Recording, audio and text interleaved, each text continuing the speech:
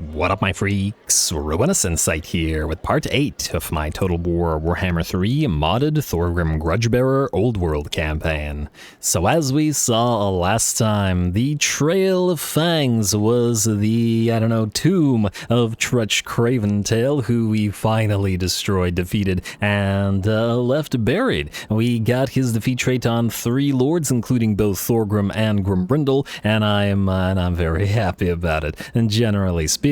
Of course, we are still at war as Clan Gnaw randomly declared war on us, though I guess they saw that we were going to attack them, so good job to the AI on that, and they are rather close to a number of our territories. We have also been forced to declare war upon the Red Fangs Greenskins, who fortunately don't have a lot in the way of territories, but we need to destroy them completely and take Black Crag, A, because we want to, and B, because we have 7 turns remaining to complete the Age of Reckoning, and we are still at 69. Nice, but not so nice, percent there. We really want to get to this up and running. Can't be losing that for control, the campaign movement range. The upkeep for Grudge Settlers alone is such a crazy difference that it will cripple our income if we don't make it. Though granted, it's pretty much guaranteed we'll make it to 25%, so at least there's that. And we do also want the Grudge Settler units. Anyway, obviously you can probably tell that if you're watching this on the same day, we did reach the streak, so this is the bonus second episode of this Saturday. I can generally only do these on Saturdays, so the streak will restart, and we'll see if we can maintain it until next Saturday as well. 400 likes, 60 comments, and the next episode will be an hour long, etc, etc, etc. Anyway, let's get started here. Joseph of Zorn and Co. Alright, so there was some stuff that we wanted to do with you guys. We're going to, let's say, take 4 miners from me. Is this too many? Maybe 3 miners? I mean, we need space in this army. Frankly, this army is never going to have miners, so let's just do this for now. And then you can head back in here, while Morgus Death Dealer is going to move out to Warpstone Meteorites. I still haven't decided which is the best lord to command this type of army, and it's kind of bothering me.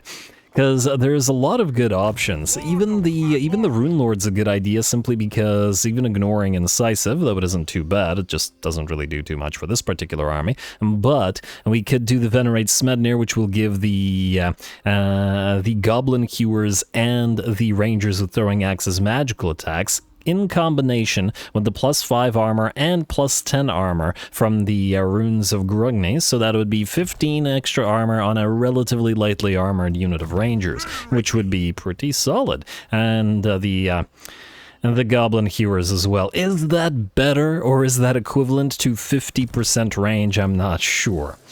Going from 80 to 120 is a pretty big difference, however, it still wouldn't be a very long-range unit, so that wouldn't change, so I'm just still not sure. What I am sure about is that we're gonna recruit, and before we do, Goblin Hewers are quite expensive both to upkeep and recruit, but it is what it is. We want to get the reductions in terms of recruitment. We have an ancillary for it. We got 2 last time, Powder Makers.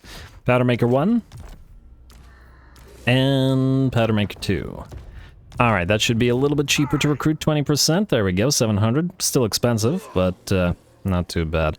Oh wow, cannons have a capacity in SFO? Really, that's kind of surprising. They're just cannons. It's not like they're that crazy that they need a capacity. Anyway. Wait, I have an idea. What are we at in terms of getting Gargram on the field?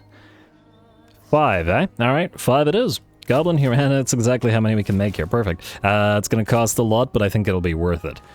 Getting Gargram on field earlier means having the time to actually level him up. Otherwise, we'd get him many turns later, and then he started level 1, and it'll take absolute ages. We can just throw him in... Well, actually, we could probably level him with this army. He'd probably level up the Goblin Hewers at least, even if we don't have other Slayer units. Anyway, you stay as you are. We also, I believe, wanted to get a few more heroes and stuff up and running. Namely, the Master Engineers, who we now have capacity of the best defense/innovator thing that we've got for these guys. And we are going to have gyrocopters and gyrobombers in fairly significant numbers in Thorgrim's army, because I like the idea, so this guy isn't a horrible option, though. Oh, they are expensive, though. Ooh. And this guy's got flaming attacks and flammable attacks. Ah, man, I guess we're gonna have to give both. Alright, it's gonna take all of our cash, but we gotta get them on field. We gotta get them on field. You gotta do what you gotta do. Also, last episode, I believe we saw that we had another rearguard High Lord, so we'll get you up and running as well. They'll never get cheaper. In fact, they just get more and more expensive. And you're gonna stay here and you're gonna pop into the same stance as Vikram Burdrick, who next turn, or actually 2 turns from now, will recruit units, namely the Drake guns. And then he'll leave this province to go and transfer them. Might also recruit some Longbeards or something, we'll see. And we'll see what we have there. Anyway, these guys will travel, the rest of this is good, we don't have any more Thanes, and there goes most of our cash, but it is what it is. Joseph, I guess you're gonna sit here for a turn or so. We might want to attack Broken Tooth Hold, it just really depends on whether we can...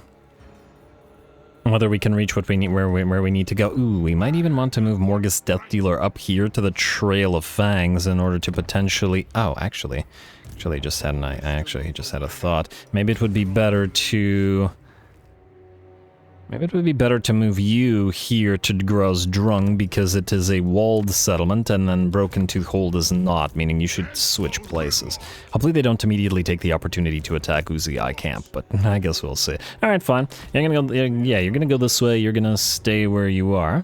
It's gonna cost us a little bit more money since you're not in a settlement, but we have to prepare for the inevitable fight, which, you know, is gonna happen.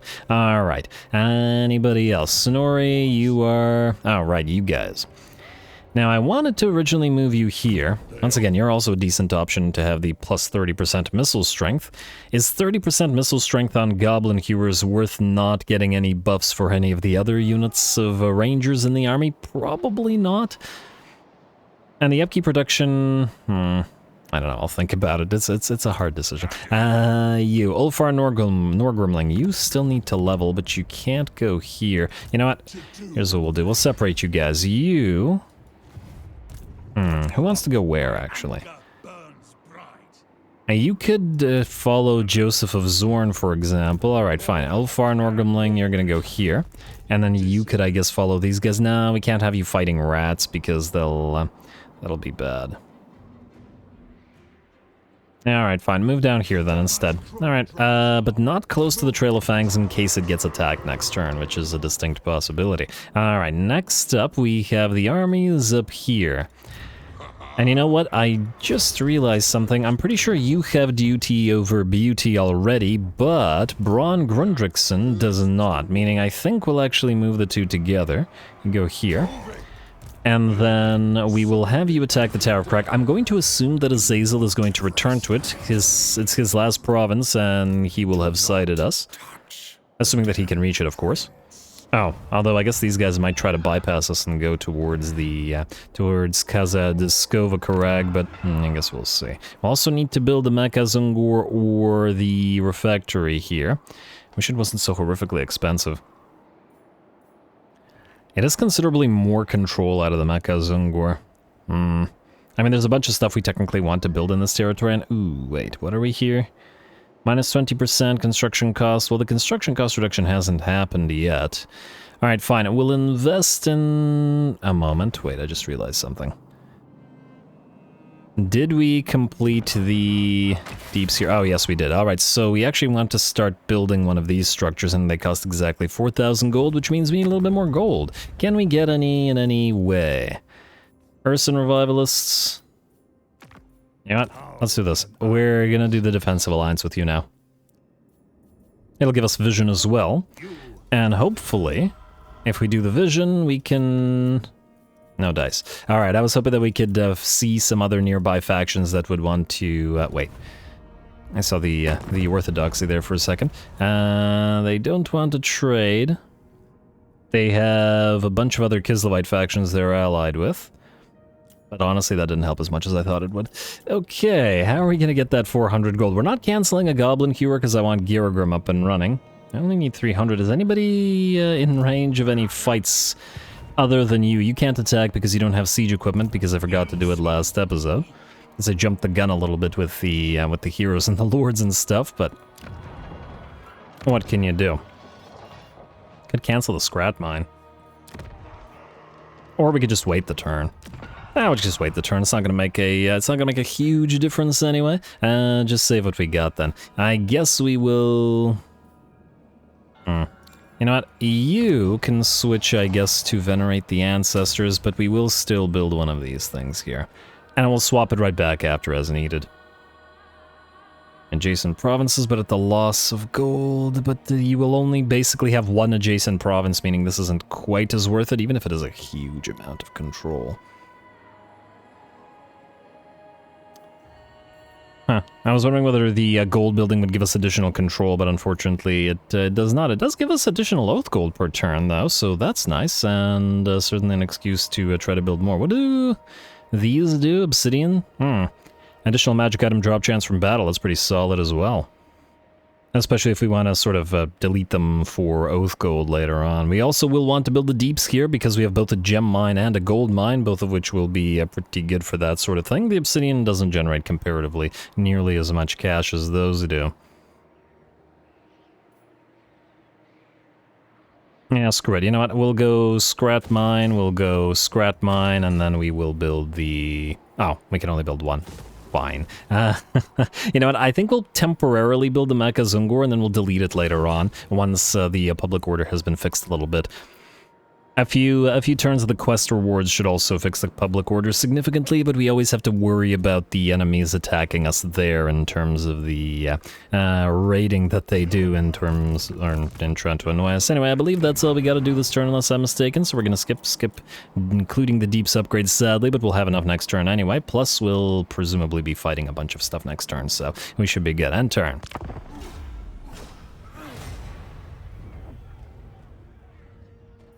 You must. Oh, Skarsek is going to declare war on us, and I was just talking last episode about possibly stopping the advance, but with the way that the orcs in the Skaven can jump over the mountains and appear in our territories, not so sure about that one. Anyway, call Urson Revivalists to help, I guess. I should be able to do some quests to get some of the Kislevite stuff up and running, and we do want the frost worms, if nothing else.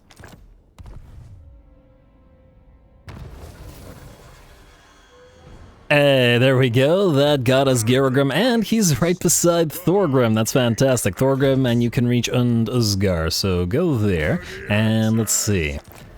Ally begins outpost construction. Good for ally. Nemesis crown sealed away. Technology research. Ooh, we got shield wall as well. Very nice. We've got Gargram, which gives us 500 oath gold. We'll certainly put that to use, and I don't believe I gave this a read before, so I'm going to do so right now. Not even the hardiest of dwarfs dare meet the gaze of the war mourner, Gargram Ironfist, son of the great Slayer King, Ungrim Ironfist. In spite of his noble birth, Gargram is a slayer and has taken their bloody oath to the core of his steely dwarfen heart. Nevertheless, this doughty prince has warriors to spare under his command, drilled and barracked at the dwarf hold of Karak-a-Karak. Recruiting some of these units into your army may tempt him back to the battlefield once more, where the glorious death sought by all slayers can surely be found. Alright, and another runesmith's apprentice, another powder maker, sure. Yeah, just hold on to it for now. Alright, now, Gargram, I would like to take a look at what exactly it is that you do. So we have Axes of Kadrin. Do you buff? Let's see. Slayer's Son is just a general buff for all Slayers. I just want to see whether he is of any significant difference in terms of the type of Slayers that he buffs as opposed to Ungrim, but it looks like he isn't, meaning he'll probably just be best with Ungrim. Too bad we won't be able to get another Tretch defeat trait on Ungrim to speed up those Slayers further, but oh well. Frankly, while he levels up, because it'll be a bit until we get Ungrim, we can definitely make some good use of the speed in the main stack here. And then once this army with the Goblin Hewers is ready to go, we'll simply send him out there. You can. Oh, you can actually. I lied. You can go right here. Do a little bit of trespassing against the Moon Howlers. It is inevitable that they will attack us, so we may as well. And you guys will approach and, I guess, leech the XP. And just try not to die. Ooh, you are out of range. What's the likelihood that they can reach you? You know what? Go into ambush stance so that you're hidden, and then go here. You guys at least can't be found in the same manner. All right, all of those recruits, all that recruiting has dropped our income fairly significantly, but worth it. It's in the name of fun and all that. You will join Thorgrim's stack. Like so, we gotta have one of these runesmiths also leave, but in a little bit. Gotta remember which army, because every single army needs a runesmith, every single army needs a thane, etc, etc, etc. Morgus.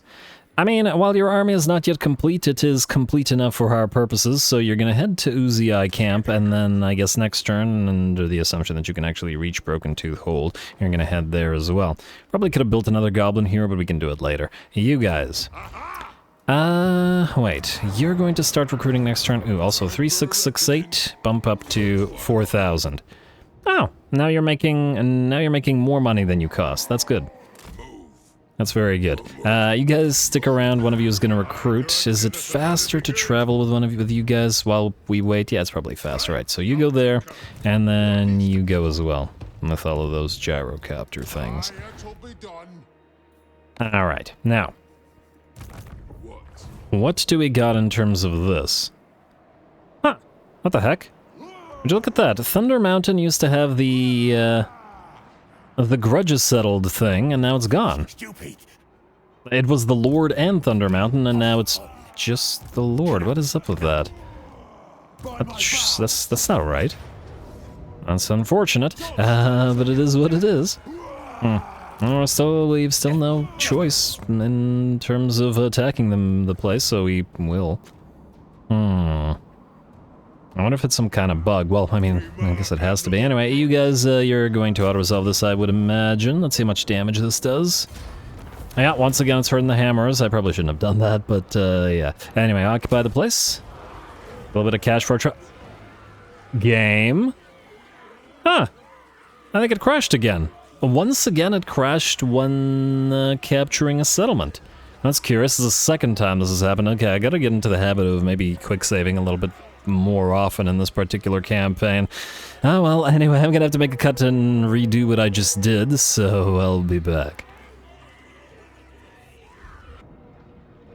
Alright, let's try that again, shall we? And can we occupy this time? Occupy, moment of truth. Alright, that time it didn't crash.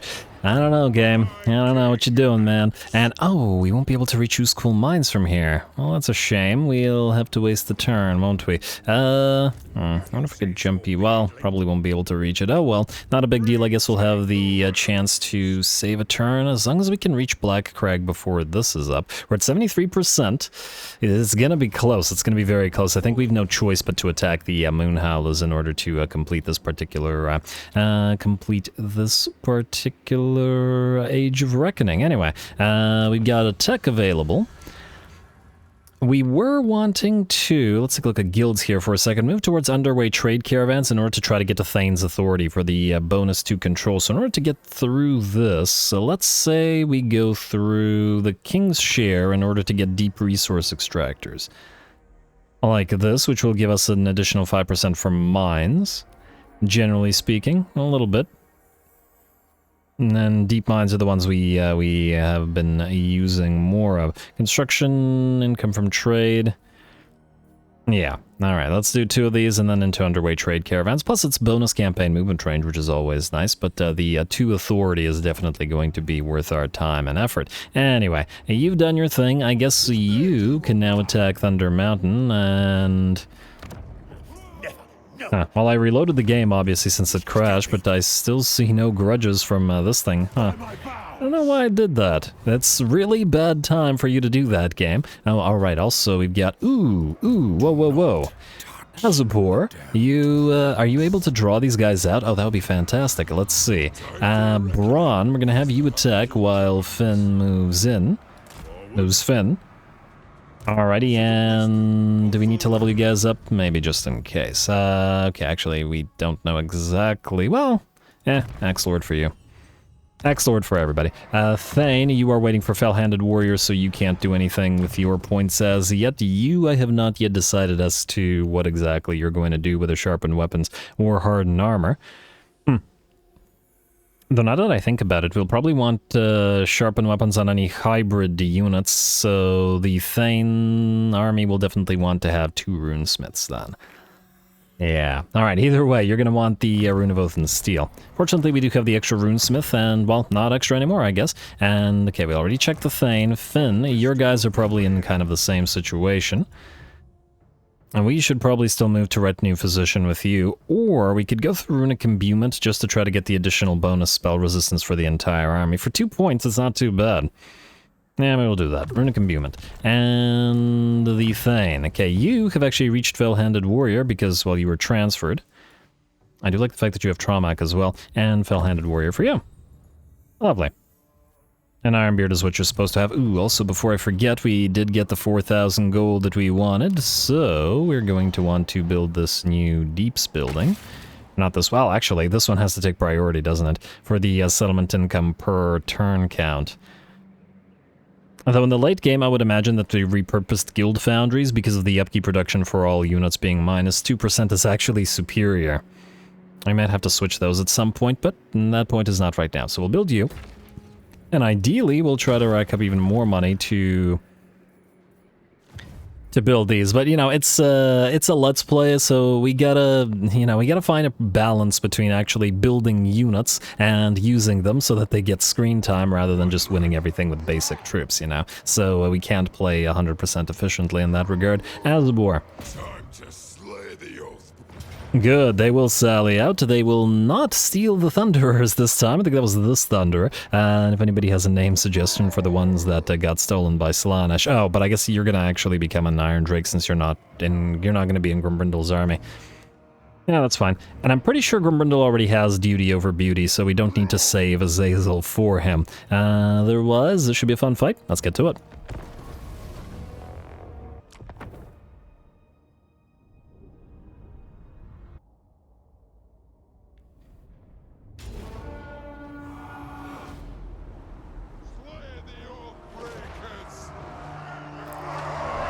Alrighty, here we go. Should be a pretty darn interesting fight. And ooh, I like the ice that matches our color scheme here. It's blue and then the red sky there. And very, very nice. Too bad we're not facing off against Khorne here, as that would be absolute perfection. Still, I think this is going to be a pretty neat fight. It's not quite a choke point because it is still a full-sized map, but there is a sort of a lane of ice, Dara Valley, or, well, I guess we're walking down a frozen river, that is available here, so we'll see if we can keep the battle focused there rather than on the hills above. Certainly, the hills offer us a lot of advantages, and we could protect one of our flanks by deploying something like this, but this will be nice and visible, and I kind of like the concept here. Anyway, I'm going to speed this up a little bit. Azazel is on field, and we're waiting for our own units to arrive, which appeared to be moving up about a minute slower than Azazel. I guess he has some kind of army reinforcement buff or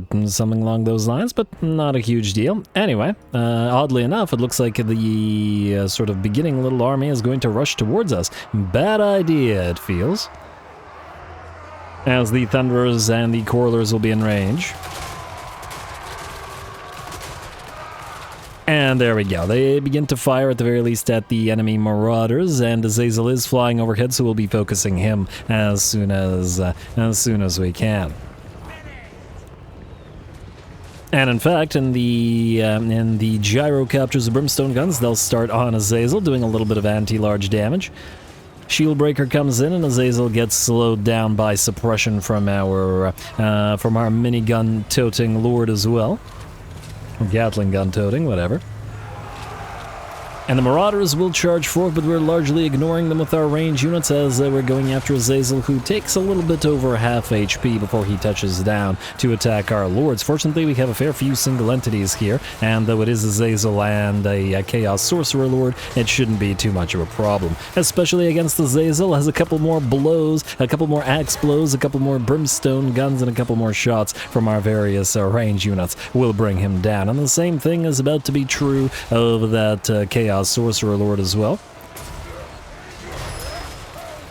And don't even really need to gun him down, as we've got hammers a-bonking, axes axing questions, and down he goes. Perfect. And the rest of the enemy units are going to start moving in as well, although the Marauders need to be destroyed, and ideally as much of this army as possible needs to be destroyed. Now, a lovely little formation that we've got here. We've got the Thunderers and the Iron Drake sort of in the center where the enemy has to approach, but at the same time, it's usually where the enemy collapses. It's the flanks that are generally a lot more dangerous. On the flanks, we have the Longbeards, and directly behind them, the Miners. One unit of Dwarf Warriors in shield wall is waiting behind these guys in case somebody in the center actually gets rushed. And then, of course, we have the Hammerers all the way in the back, ready to move themselves where needed, depending on where the enemy moves in. Anyway, Chariots and Doggos are going to rush forth. They are the vanguard of this enemy army, so hardly surprising, though as to whether they'll actually reach us certainly remains to be seen. Doesn't look like they're having a particularly good day. And the closer they get, the more different types of range units are going to be able to fire upon them. And not to worry, once again, for those who like generalist armies, we'll definitely do at least a couple of different types of generalist armies. I mean, frankly, we could do a lot of different types of generalist armies, but yeah. I just got to get at least a few of the themed ones up and running, but these types of deals are also pretty darn fun. Quarrelers firing overhead, Iron Drakes burninating units that get close, a few shield-walled up Dwarf Warriors waiting, Thunderers thundering as they do. Anyway, looks like the Doggos and the Chariots alike been pretty much obliterated. The enemy vanguard stood little to no chance, but this is once again only the vanguard. There's plenty more units where that came from. A couple of Chaos Giants who we're going to try our best to damage with our gyrocopters, though once again an SFO, Giants have a massive amount of resistance. And it's not going to be easy to dish out a significant amount of damage to them. But all good. And man, yeah, the enemy is nowhere near to our lines here. That's, it's looking pretty ugly for them, but hey, there's a big old blob of Marauders coming in, and maybe while we're busy with them, the Trolls, the Giants, and the 2 units of Dragon Ogres might be able to rush in, though they are a little bit slow to get here. Anyway, here come the first of the enemy Marauders. I didn't mean to slow that down. There we go.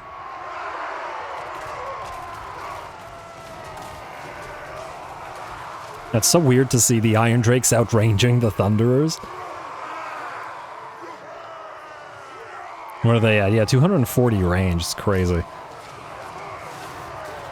I can't wait to do the same thing to the Troll Hammer Torps, and just to see, essentially turn them into artillery. Turn Troll Hammer Torps into Warplock Jezzails, but better. Alrighty, there we go. Love watching those Thunderers fire away.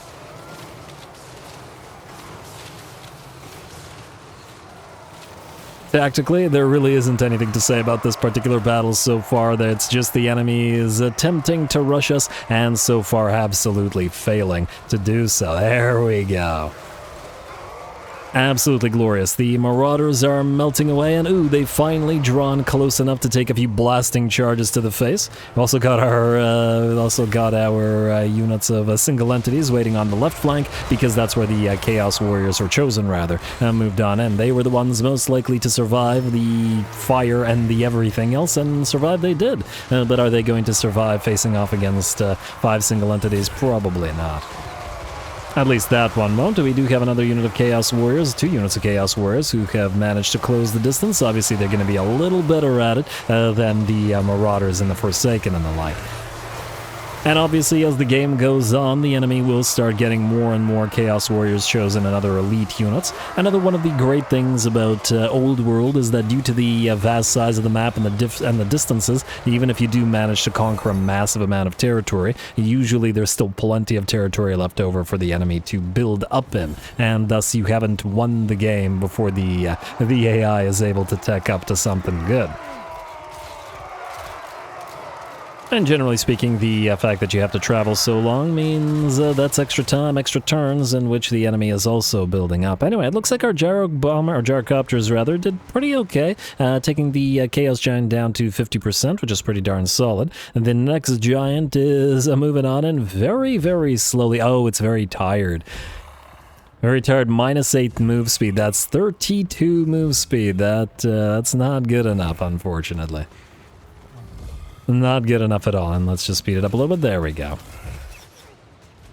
Now it's got shield breaker on it, not that it was probably going to be blocking too many shots.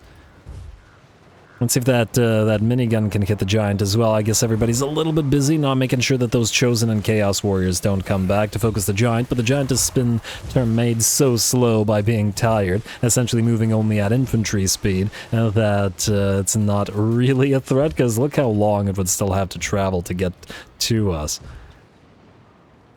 Not a good place to be, and in fact it is... Do these guys have Feral Rage? They do have Feral Rage, so they go into Rampage as well, and I'm not sure where that giant was attempting to move, other than away from all the things hurting it.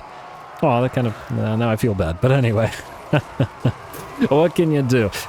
Except continue to fire away at the enemy. There we go, this one's flammable now. And, oh, maybe it was waiting for its buddy so that the two could move in together. Well, they'll move in together and they'll probably die together. They're both below half HP now. And this one's suppressed as well, so now down to 19 move speed. And if we get a few Outriders from the Imperials, we could probably combine suppression with a few units, and yeah, gotta make sure to do that. Would be a nice addition to a Thunderer of various kinds army. Down goes Giant 1. Long, long ways away from our main line, and down goes Giant 2. And down goes Giant 2, thank you. Alright, how are the enemy doing otherwise? Yeah, I guess that being really tired really screwed them over. Gonna speed this up again while they reform their third and I guess final wave and move towards us, but by the looks of it, they've got absolutely no chance whatsoever in this particular battle. I mean, the Chosen were able to get close to us, but pretty much nobody else did. This guy died like, I don't know, like 5 feet from the front line. Hey, it's still impressive, though. That was just a Marauder compared to the Chosen, which actually managed to reach our Lord and Heroes. Yeah, and I guess the problem with this army is that it's tired, and it is also trying to keep pace with the slowest elements of the army, meaning that it's just not going to close the distance, especially when suppressed like this. Alright, and the battle is very nearly ours, frankly. I think the enemy will break soon. There are a couple of Dragon Ogres moving around, or I see one Dragon Ogre. I don't know where the other one is. Oh, the other one's in a Rampage. I guess we didn't need artillery for this one.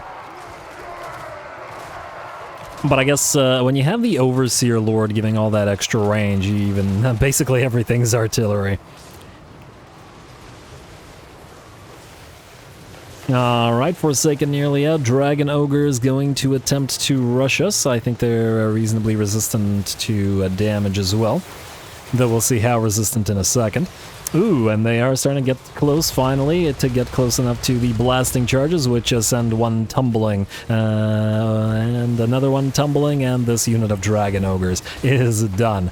Close. Not as close as that one Marauder, but fairly close. And I think with the rest of the army having seen what happened to the Dragon Ogres, the enemy army gives up, and the battle is ours. I guess Azazel's faction was already destroyed, so they were effectively destroyed, so it's not like they would have been able to do much here. Anyway.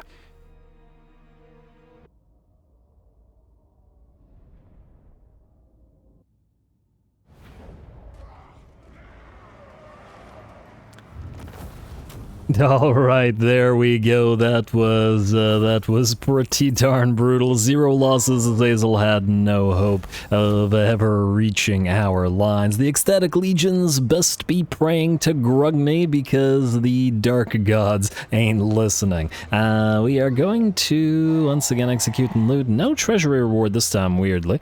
I guess they got trounced so hard that they weren't worth too much cash. Execute and loot.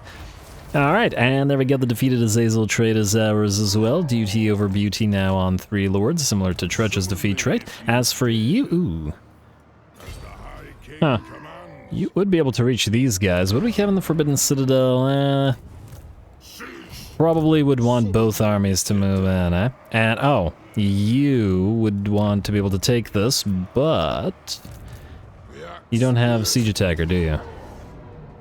Meaning, okay, wait, we can transfer over one of the miners. Huh. Wait a moment. Wait, let me just think about this for a second. If we... Wait.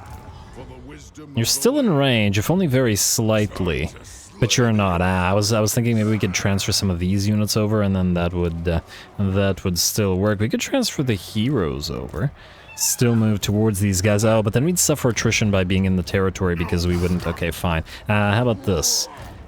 Oh, actually, the attrition is potentially pretty severe. I guess we wait then? And just hope that they don't go this way? Or that we can catch them if they do? Alright, fine. You can go into a camp stance so that you don't suffer attrition, and you can also transfer one of the miners over, like that, which will give us siege attack around this army, and then we can auto-resolve and just hope that it doesn't do an insane amount of damage. No, we're okay. And... yeah, we're gonna occupy this place. We were always looking... Ooh, a Dwarfen Tattooist, nice find. Not for you. Ecstatic Legion's destroyed. And how's the Chaos Corruption? Yeah, it's still pretty severe. Yeah, you're gonna go here. And we'll advance towards the enemy. Don't collect the income here for obvious reasons. We still want to wipe out Scarbrand, but that's for Grombrindal to do, especially with Iron Drakes, which I assume are gonna do a pretty good job at knocking Big Boy down. What I wanted to do was take that Dwarfen Tattooist and give him to one of the rear guards, because...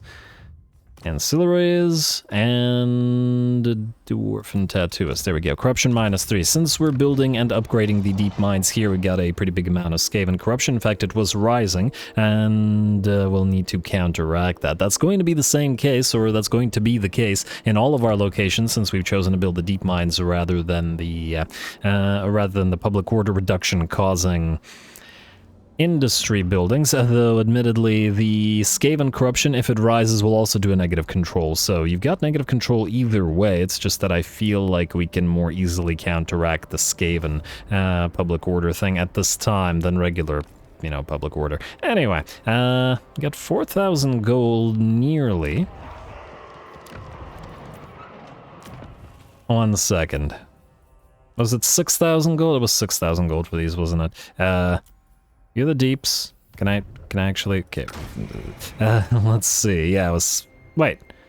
The base building is 4,000 gold. Oh, alright, so we should be able to do that. This one is gonna get up and running shortly, so that's nice. Alright, so we just need to get a little bit more cash for that.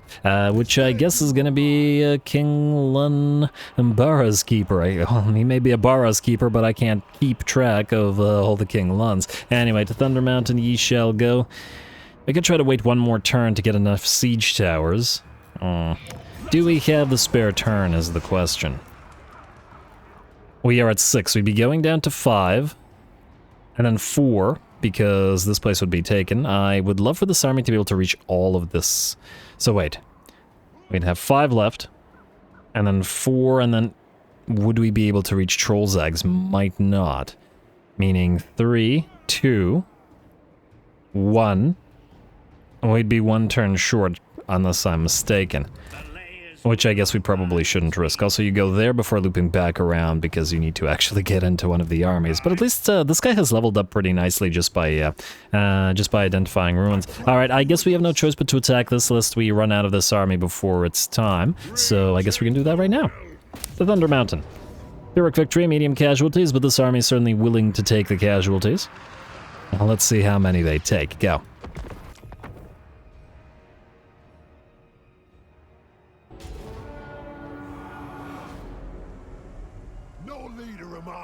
Just a killer. Stay behind me and watch me at work.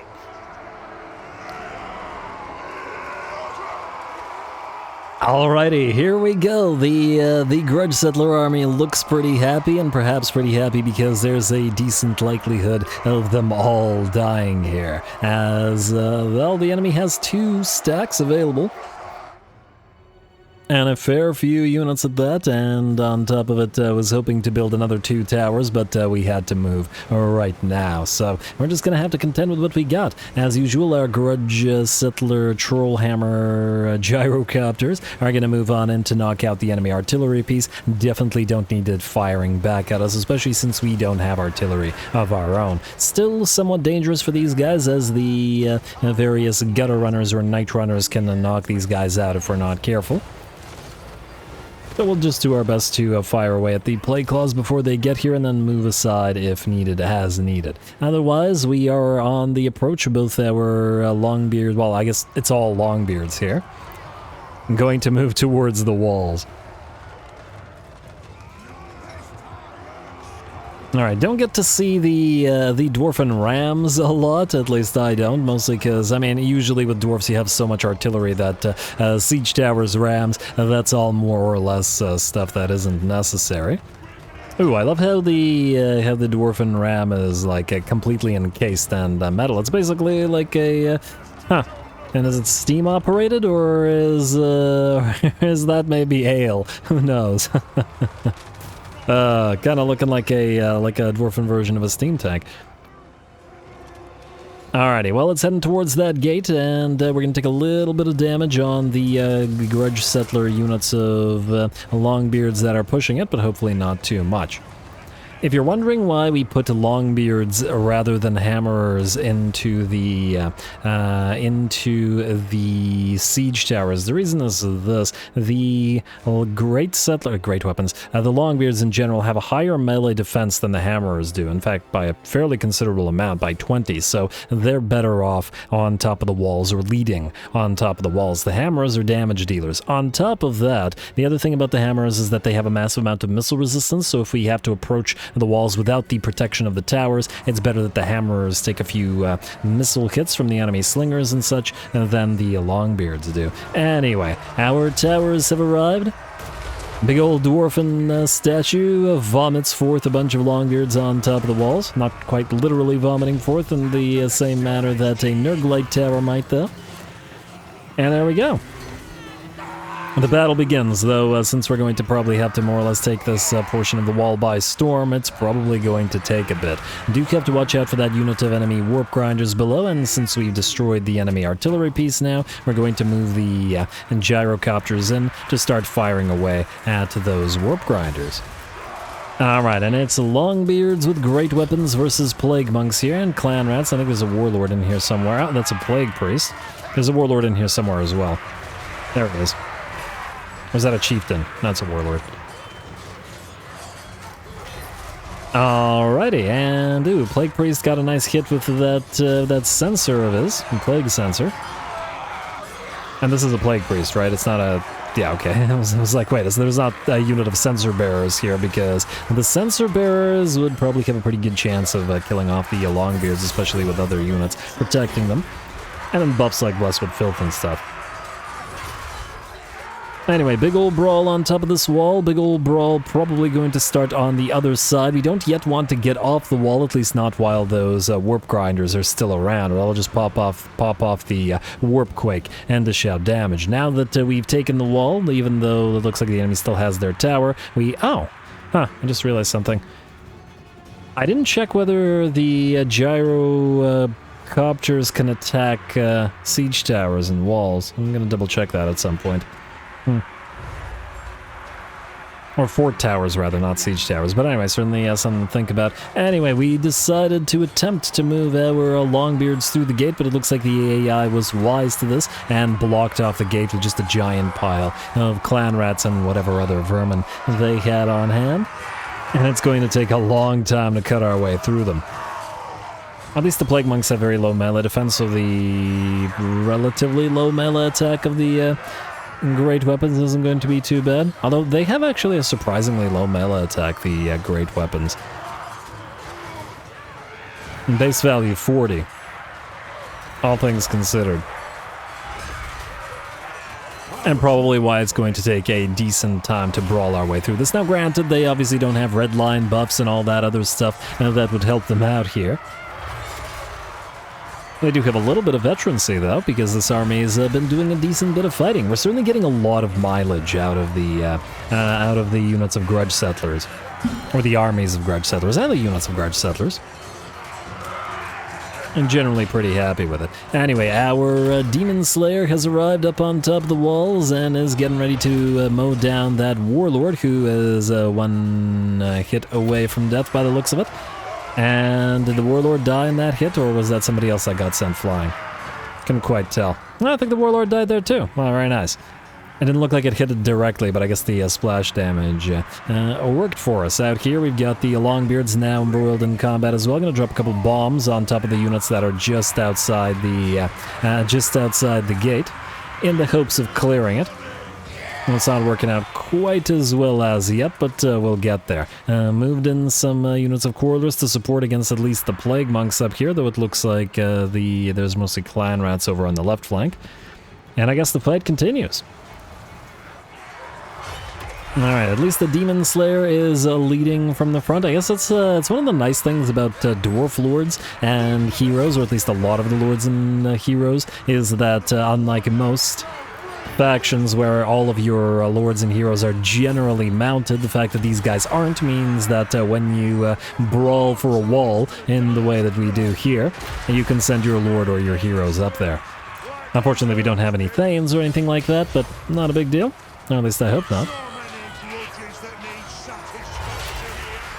And was that corpse of the Skaven still flailing while it was headless and falling? It's kind of neat. Anyway, looks like this unit of Plague Monks has nearly been torn to shreds by the hammers and Longbeard great weapons here.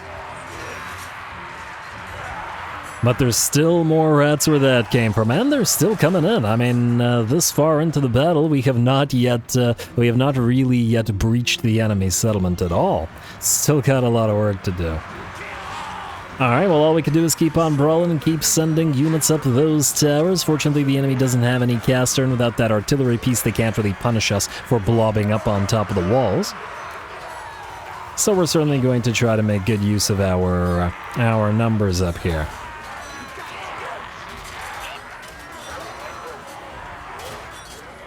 And good job to the rats for actually trying to hold us. That said, tactically, once again, there isn't too much to say about this.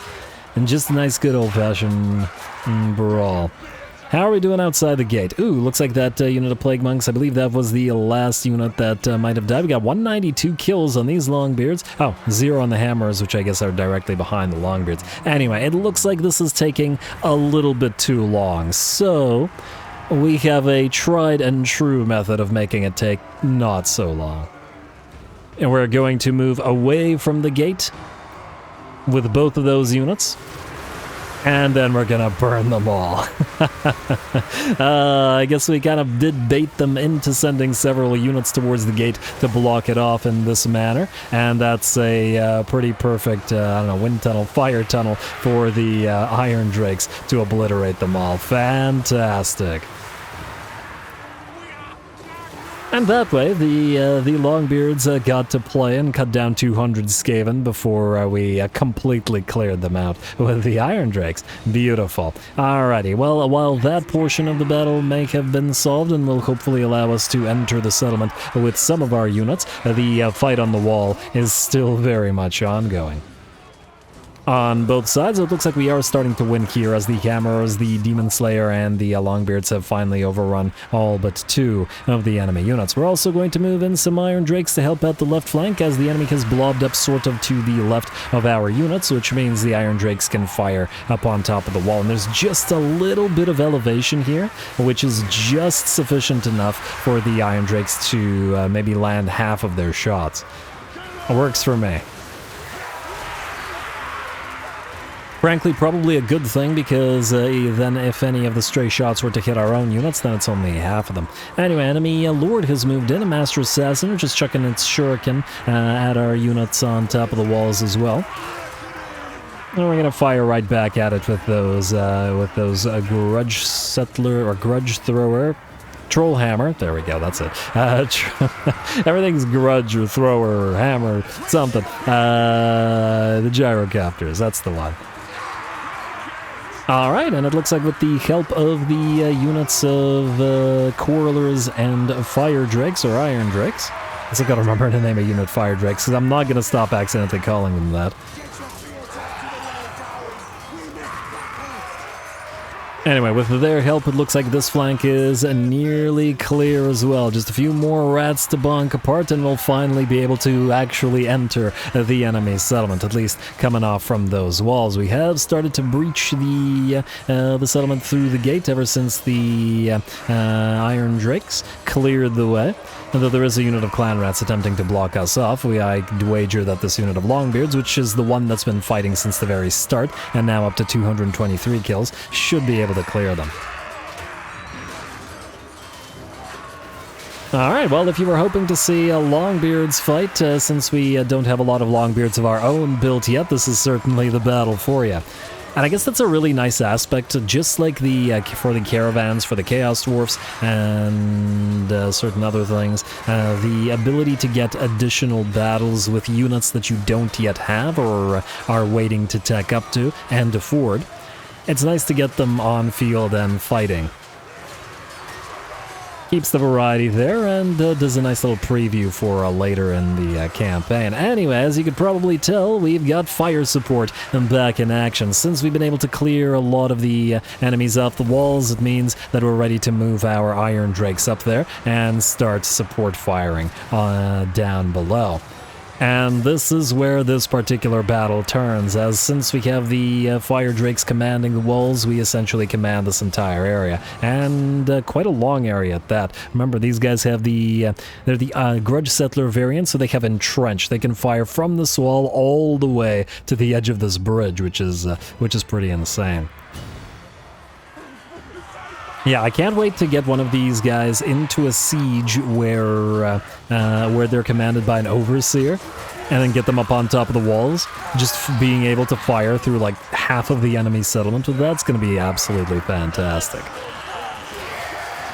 Alright, how are we doing? The second unit of Iron Drakes arrived, and oh wow, they're firing basically straight down. Huh, that's neat. And they're doing that here too. Ah, surprising. I often have found that sometimes units like this that get docked up on the walls have a very difficult time actually getting a single shot off, but they're doing a particularly good job here. And I swear I tried it in an earlier episode and they were not wanting to fire at all. Yeah, I even remember moving them to this side so that they could try to fire and then giving up on that and moving them down, but go figure. Oh, maybe that wasn't the Regiment of Renown, so they had less range? I don't know. Well, either way, the rats are attempting to cross back across the bridge to try to, I don't know, I was about to say bail their kin out, but that's not why the rats would cross the bridge. They really don't care. In fact, they'd probably be quite amused to watch the others get burned. At least before they themselves would have to join the fray. Anyway, looks like this is all that is left of the units that were on the right flank. Still, the fight is going on up here. These guys have been basically fighting for 10 minutes straight, non-stop, to take this portion of the wall. We've joined the Hammerers and even some Slayers up here as well to help fight, since the Longbeards have been fighting for quite a while, and since the Demon Slayer is now sufficiently damaged out of that fight that we probably don't want them to stay in there for too long. 131 and 176 kills on these two. And the Slayers getting a few as well. Nice. Alright, I guess it's probably going to take a bit of time to work through these guys as they make their way up the wall like this. I think perhaps I should have, even while the Demon Slayer is heavily damaged, sort of sent him back in here, because this is probably a prime target for a splash damage that knocks enemies back. Probably could have sent a fair few rats flying off of that wall. But oh well, these guys should be able to clear it without too much effort. Anyway, another unit of rats is attempting to cross the bridge to some degree at least. But will get burned from up on top of the wall.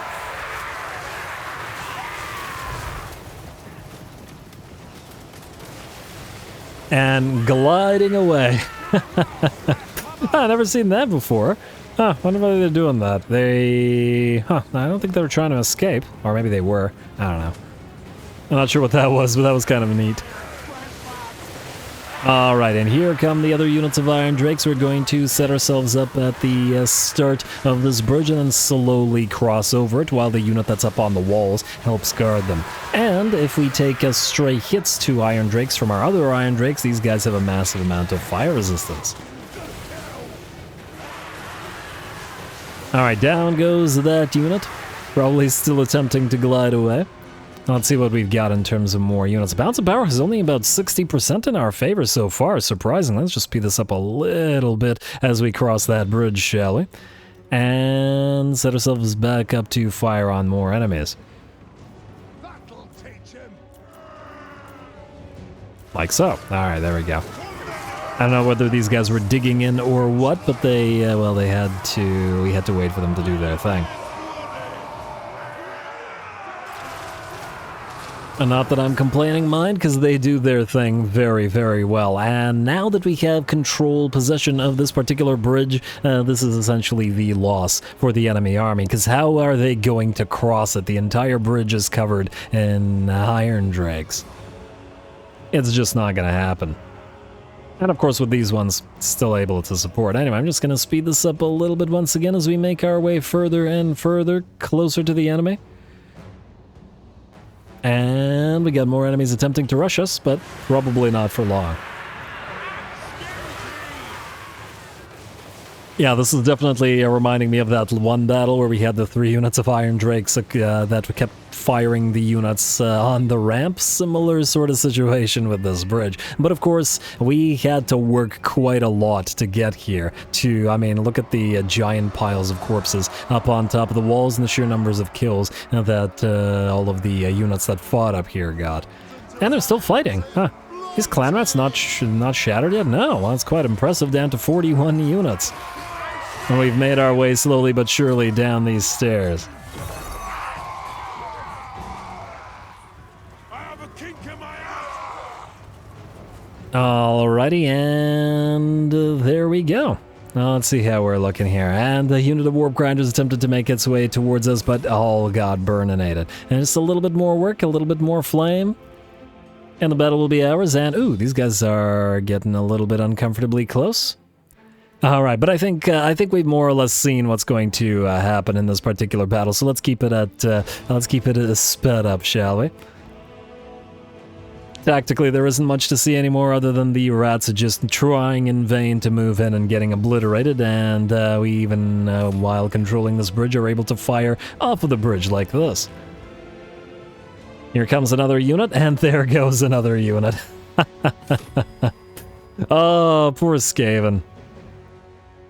Too bad for them. If they had, I don't know, a warlock, oh, there goes the enemy lord. If they had a warlock, if they had, well, there's a bunch of stuff that they might have had to actually combat this and outrange us, but alas, they didn't have it here, and thus a heroic victory for the Grudge Settlers.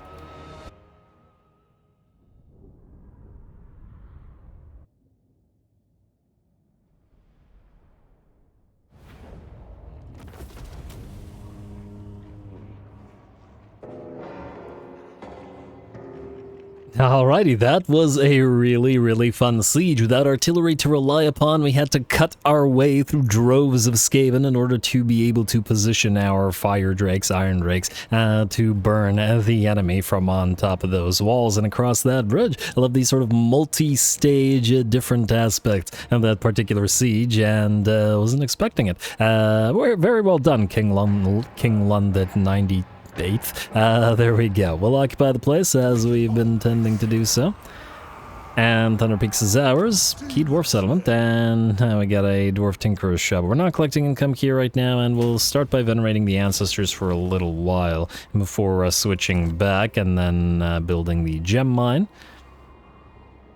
Yes, and the Karaz Ankor here, which needs to be present in every single location in the mountainous territories. Iron rock, I keep eyeing that iron rock. Anyway, let's see what else we got. Oh, and because we have no Thane here, I guess we didn't get any money from the actual battle, which feels weird, man, but what can you do? Let's see what else we got. Anybody else need to move? Apparently not. Okay, well, I wanted to build this thing for 4,000 gold, but since that's not happening... Man, it would be really nice to get it at least started. On the other hand, I guess we could save a little bit of money. I was intending to recruit some stuff shortly. Wait, did I forget? Oh, right. You can go into... Oh, did I not put this guy into the stance because the game crashed before? Well, damn me. Oh well, that's what, like 300 gold missed out on? That would have been perfect. That would have been perfect. Damn you, Crash. You got me again. Anyway.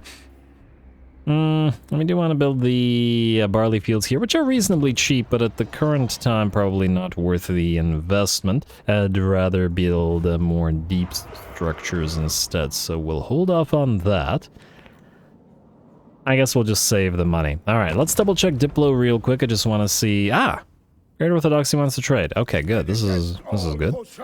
And they'll give us 1,300 gold for the trouble. There we go. That fixes that situation. I'm glad I checked diplomacy. Darkland bandits still want the defensive alliance, and ooh, I'd really love the defensive alliance with the western provinces.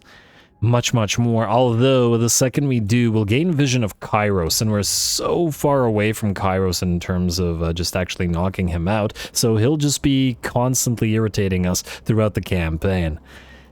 And it's just so annoying to deal with because there is absolutely nothing you can do but counterplay-wise. And ooh, I do notice that Gotrek and Felix have leveled up to rank 12, meaning we have Fate of Grimnir. More importantly, Treasure Hunter, post-battle loot, and a huge magic item drop chance increase. What else do we have here? Melee attack for attacking Hero's Army, that's nice. Garden Adventurer, that's fine. Unwavering, that's fine, but nothing crazy. So yeah, we'll just go through this entire line. I guess we'll do Unwavering. Frankly, getting stuck in might have been also a good pick here, but whatever. All good. What does Felix have at level 12? He gets Helping Hand. Ooh, more replenishment, but we'll wait on that. Helping Hand is the melee attack plus 45 and damage resistance for heroes in a blob, which works quite nicely here. Most importantly, we get this. Sweet Talker.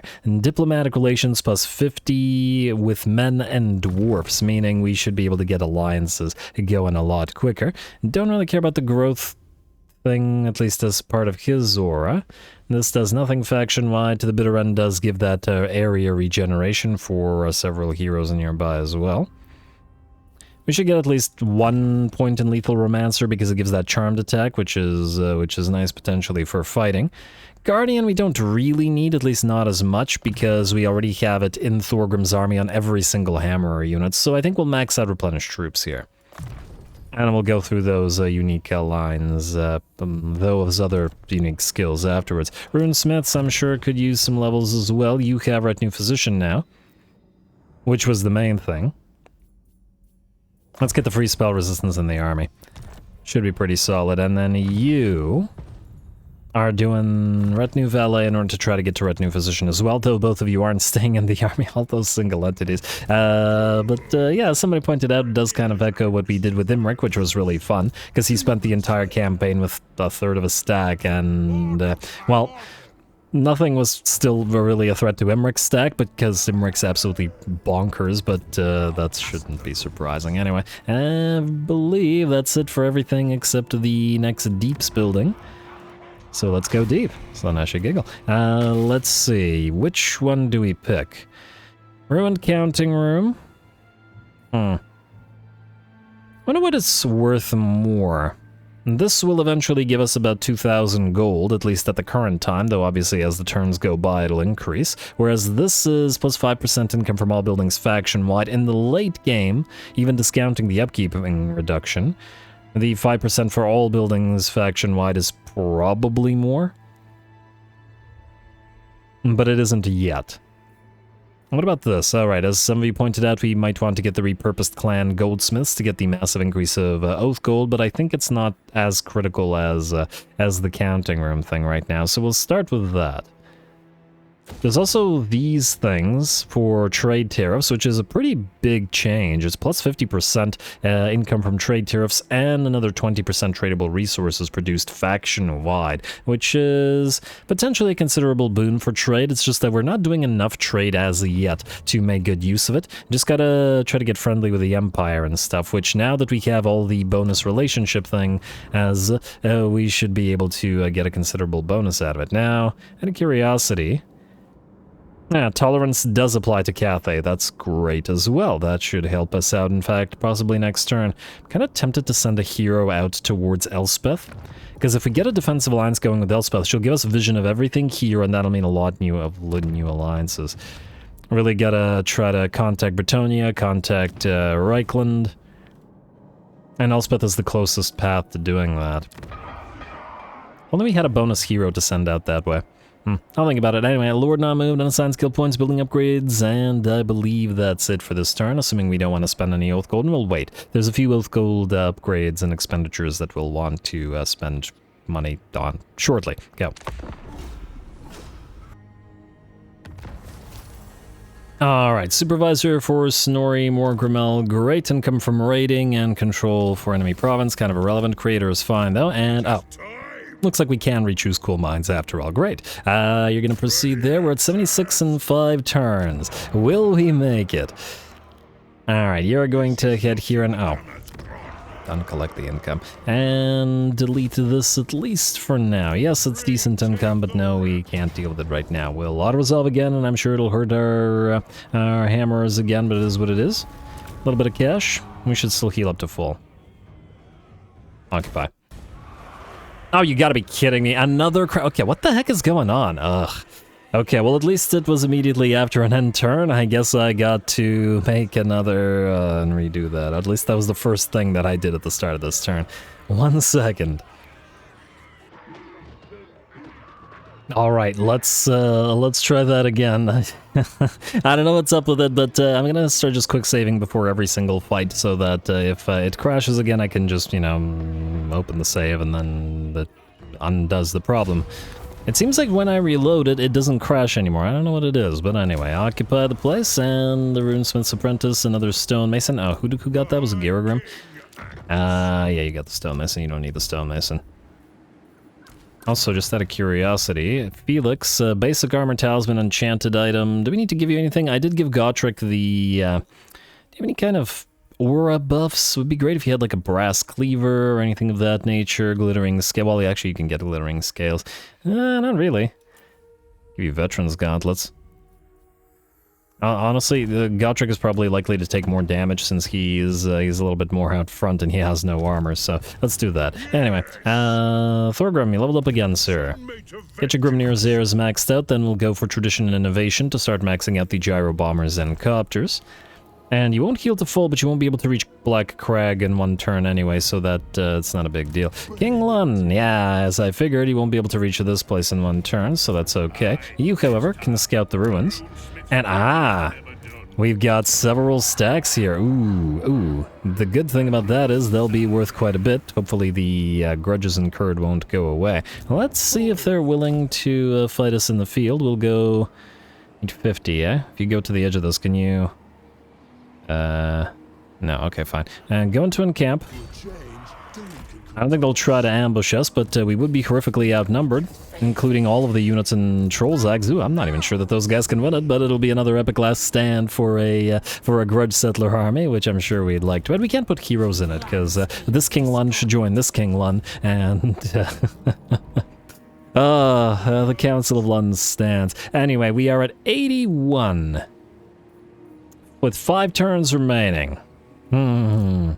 Oh, you can't reach Broken Tooth Hold. Okay, well then I guess we shouldn't attack them this turn anyway.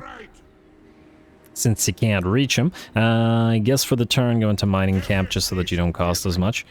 Still using up a lot of money, but yeah, that's the nature of the Goblin Cures. I suppose if we get this guy down there, we could pop them into his army just to make the Slayer units cheaper. It'll be a 15% reduction at level, well, 15. Actually, you're going to be a while before you get there, so frankly, it doesn't help as much as I thought. Anyway, I guess you guys go here as well.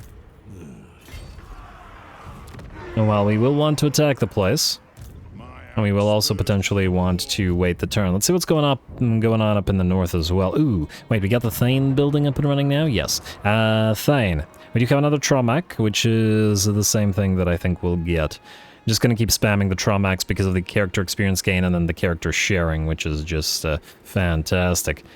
We got another Fiery Master Engie. That is pretty sorely tempting.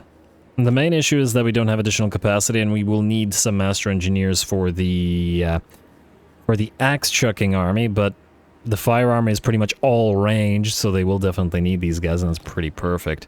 I wish these guys weren't so expensive, but gotta do what you gotta do. Let's get you. Too bad we don't have the same kind of ancillary for these guys as we do for runesmiths. Alright, there we go. And we still have the 4,000 money needed if we want to get the other deeps building up and running. We also do want to get the outpost going, but for now it's not necessary. How are these guys doing? Ah, they backed away from the Forbidden Citadel. I'm not surprised. You, I guess, will lead the charge. I'm hoping that the other army didn't actually move here, because we can't see it now. Huh. Summon me if you dare. I wonder if we could chase this army down. Probably not, eh? Besiege. Nope, the other armies are right there. Ooh, whoa, whoa, whoa, whoa, whoa, whoa, whoa, whoa, whoa. We have one of the Demon Prince's guys out here, eh? Not a particularly strong army, however. Now here's the question. If you move in, would you be able to encamp? No. You could tunneling stance, but then you might get intercepted.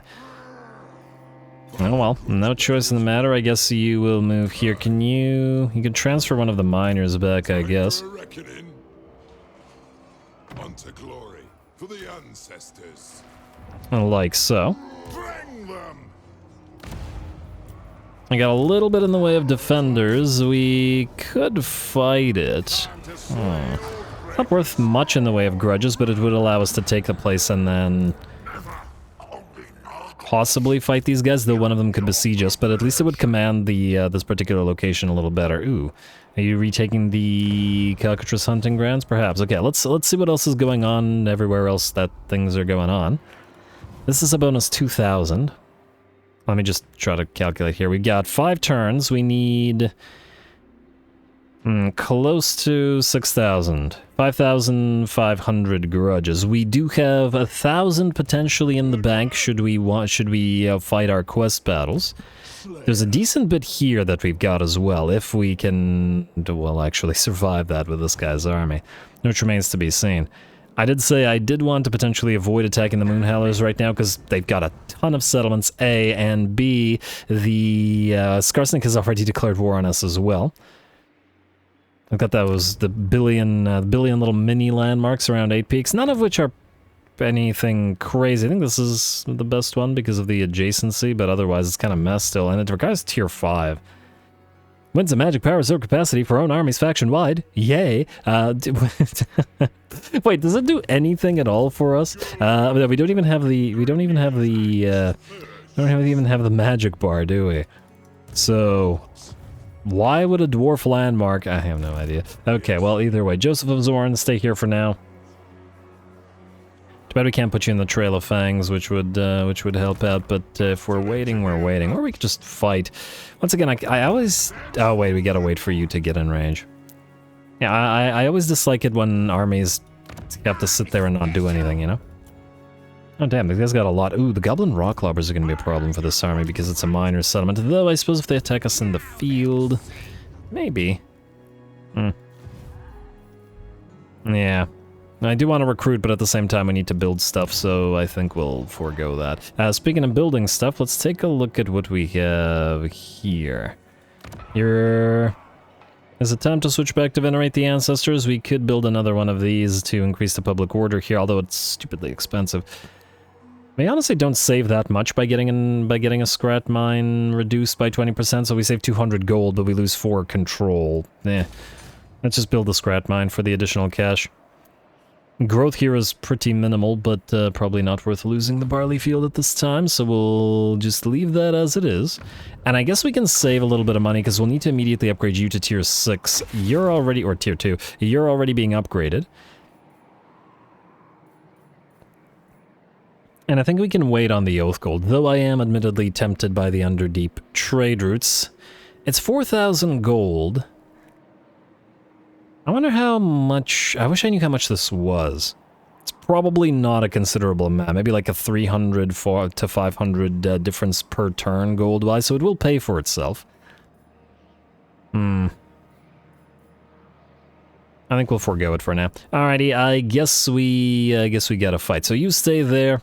Thorgrim, stay there. Let's take this little siege out.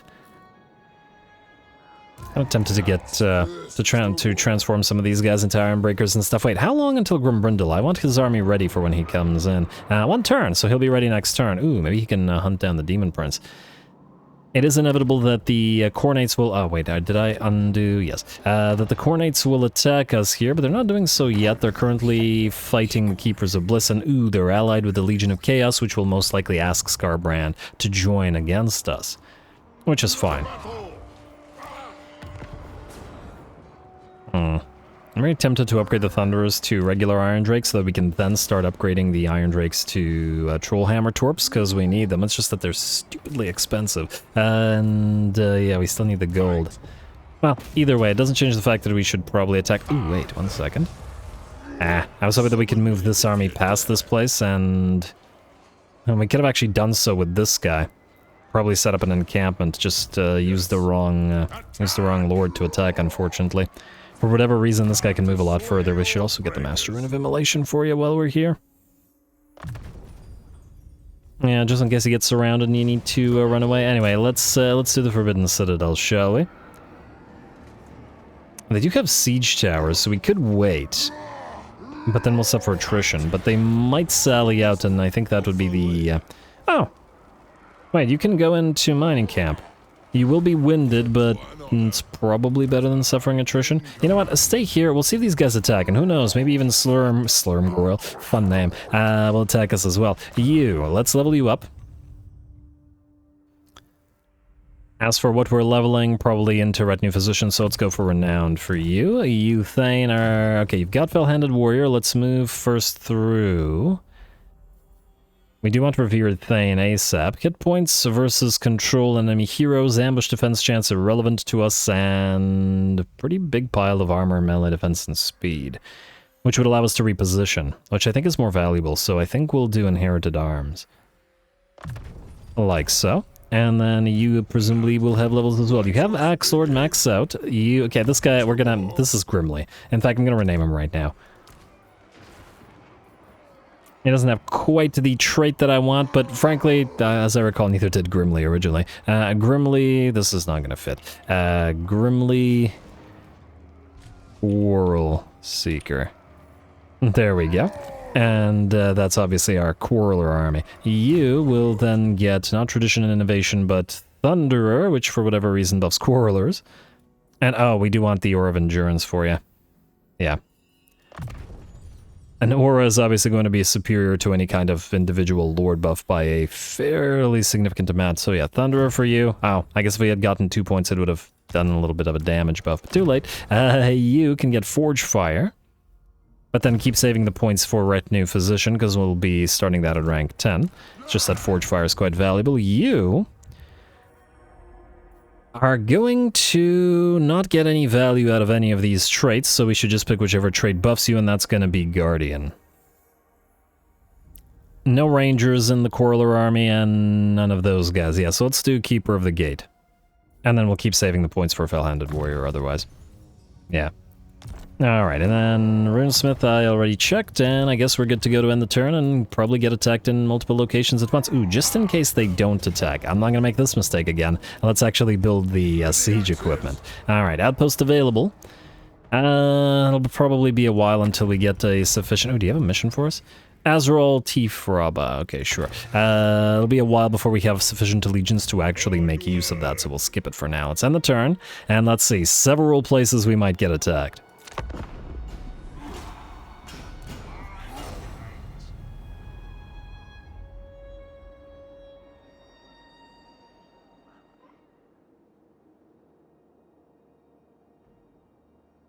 Ready to do the guild's bidding.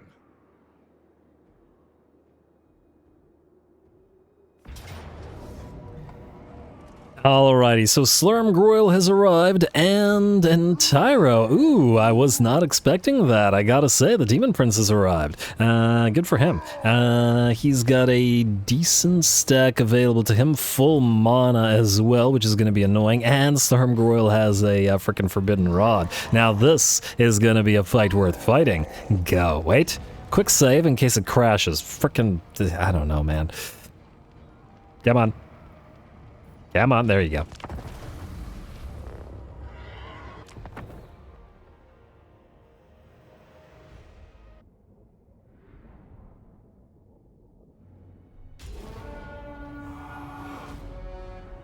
By Grimnir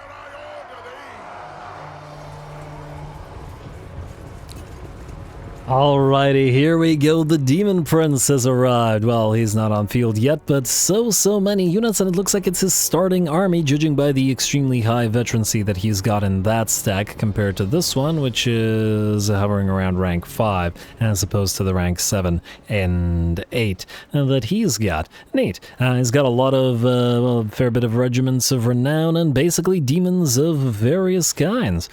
I see Nurgle, Khorne, Slaanesh, and Zinchal here together.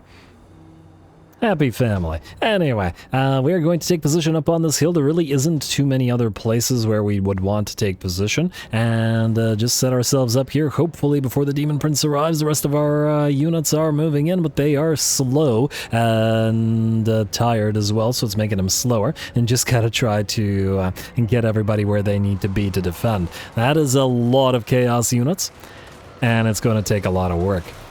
Let's see if we can survive this. Anyway, the gyrocopters do get chased by the enemy units of Furies, but of course the Furies get knocked out of the sky by fire and bullet real quick.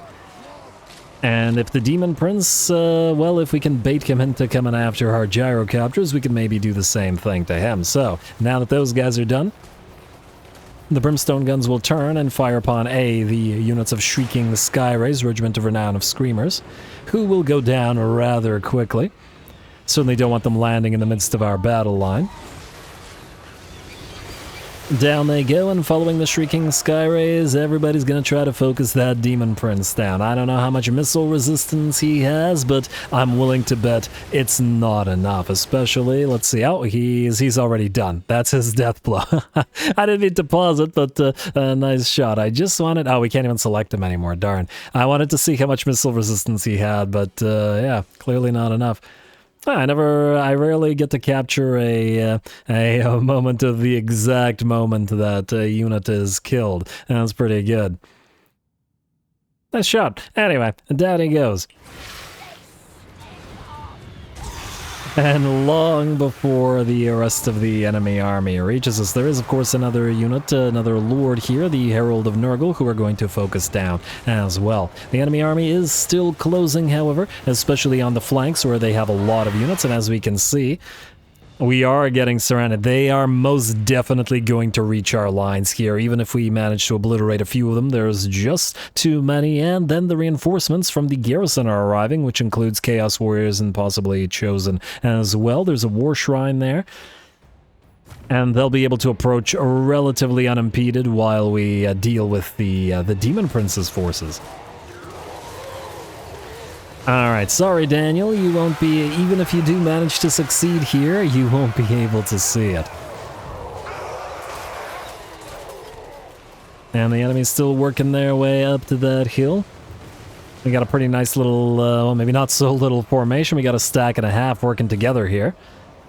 I'm getting a little bit of a range exchange going now as the Tzeentch units have at least reached us.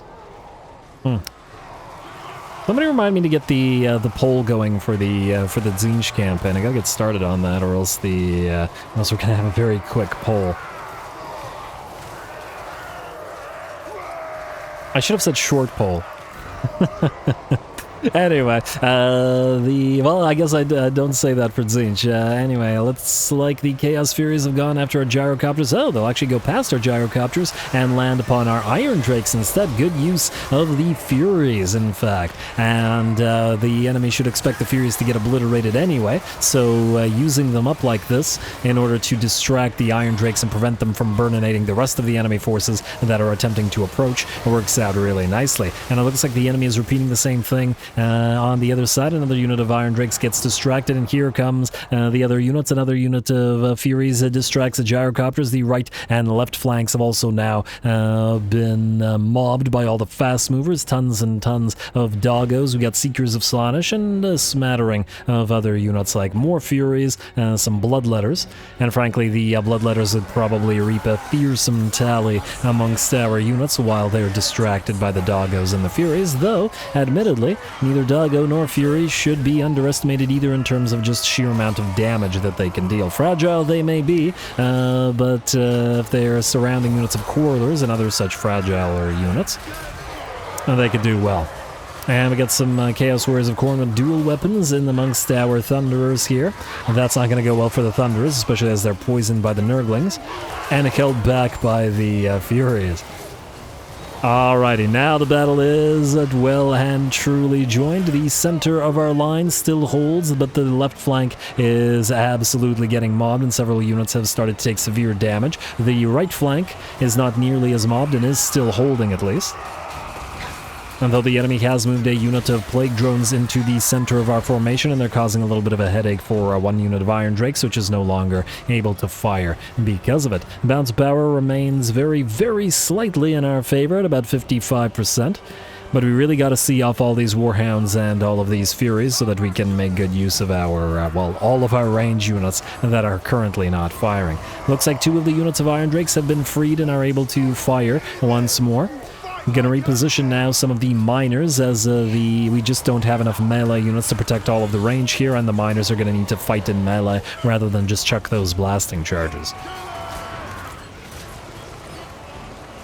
Gotta do what you gotta do. Alrighty, units of Forsaken have arrived, and I do believe that's the reinforcing army here. We've got the War Shrine, a pile of Chaos Warriors that are about to join the fray.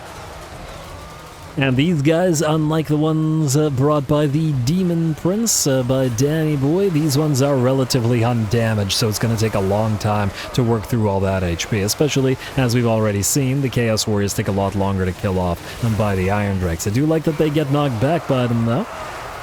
Probably not super pleasant getting the flamethrower in your face.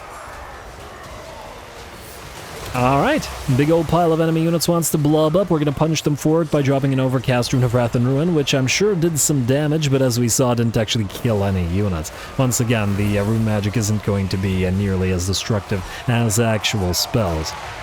But that's alright, we've got guns to be destructive.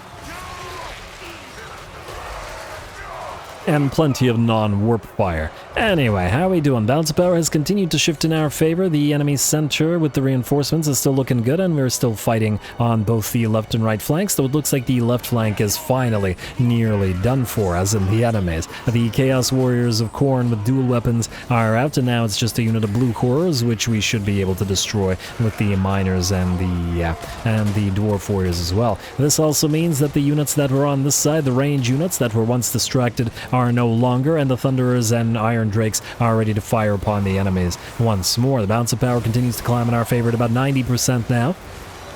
And while there are still a fair few Chaos Warriors attempting to breach the line of the Grumbling Guard, it looks like they're going to fail to do so. Let's see, Grumbling Guard, they did take about 60% of their HP and damage as well. But they did great holding the enemy off, and I love their color scheme. The green and gold looks great.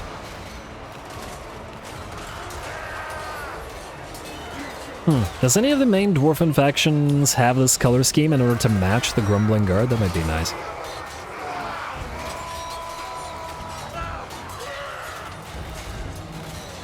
I don't think so, right? Oh well, not a big deal. Anyway, looks like the bounce power is at about 95% in our favor. Just a couple more losses and it looks like the enemy army is done for. We managed to move one unit of Iron Drakes to the enemy flanks to fire into them, and the same thing with one of the units of Thunderers. Looks like this unit of Chaos Warriors is done, and the one beside it will break, and at last, both or all 3 of the enemy armies are destroyed. Certainly getting a lot of mileage out of Finn Arkandreskelson. He's done good work, and it's only appropriate that Grimly Coral Seeker, who's another one of our community canon legendary lords, has joined the fray as well. And he's looking pretty fantastic. We'll get him kitted out with his proper army shortly and get him ready to mow enemies down. Anyway, battle's ours. We're going to do our best to chase whatever units we can. Probably not a lot, though at the very least the Chaos Warriors, I believe, move slower than Miners, so we can keep chucking blasting charges at them, even if we can't catch the rest of their units with our slower Dwarf Warriors. Anyway, we'll do that off screen.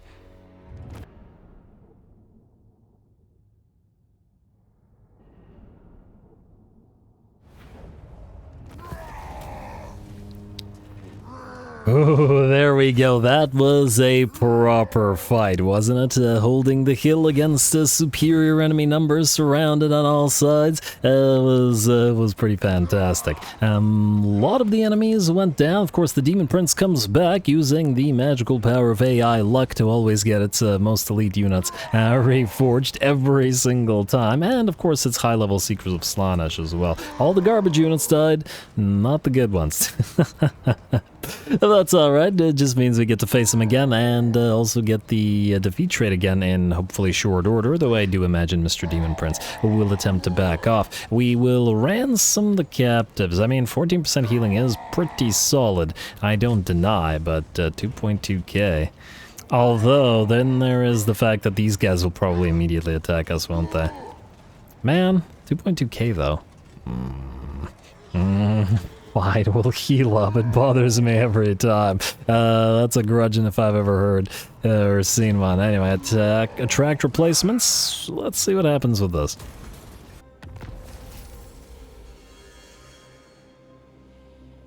Alright, there we go. Kislevites should be pretty happy about that, and hopefully get us a few more alliances soon, and hopefully we'll get the defeat trait again. Also, before I forget, we should really move these guys, because I forgot to move them last time. And move. Alright, enemy killed in battle. Construction costs another stonemason for Jammag Gilded Stone.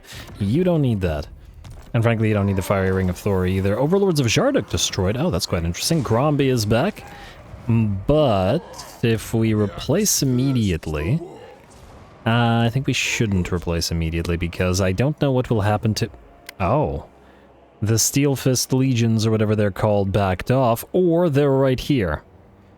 Do we have... I see regional raiding, that's us raiding. Raiding Thunder Mountain, Thunder Peaks. What the heck is this? What are you doing? Why would you do this? You had the opportunity to attack this little stack with 3 stacks, well 2 stacks and a little bit. Instead you go right in front of them to raid us. It's AI. And what is this? Wellity. If it isn't a little Chaos Dwarf caravan, isn't that cute? We would have to declare war on the war host of Jar to attack it. Which is a bit of a shame right now. Because they could very well cross the blasted waste and then randomly arrive, like, right in the midst of our unprotected portions of our territory. I'm gonna have to think about that. Anyway, 84% now, getting there, and haven't had to declare war upon these guys, though it is allowing them to recruit a lot, which also isn't super great, but it also is what it is. Anyway, I would like to see several things. First of all, what the heck is going on up here? Ooh, wait, actually, 2 things I want to see. First of all, second of all, whatever all, you guys... Okay, so we got the 2nd Fire Engineer for the Fire Army.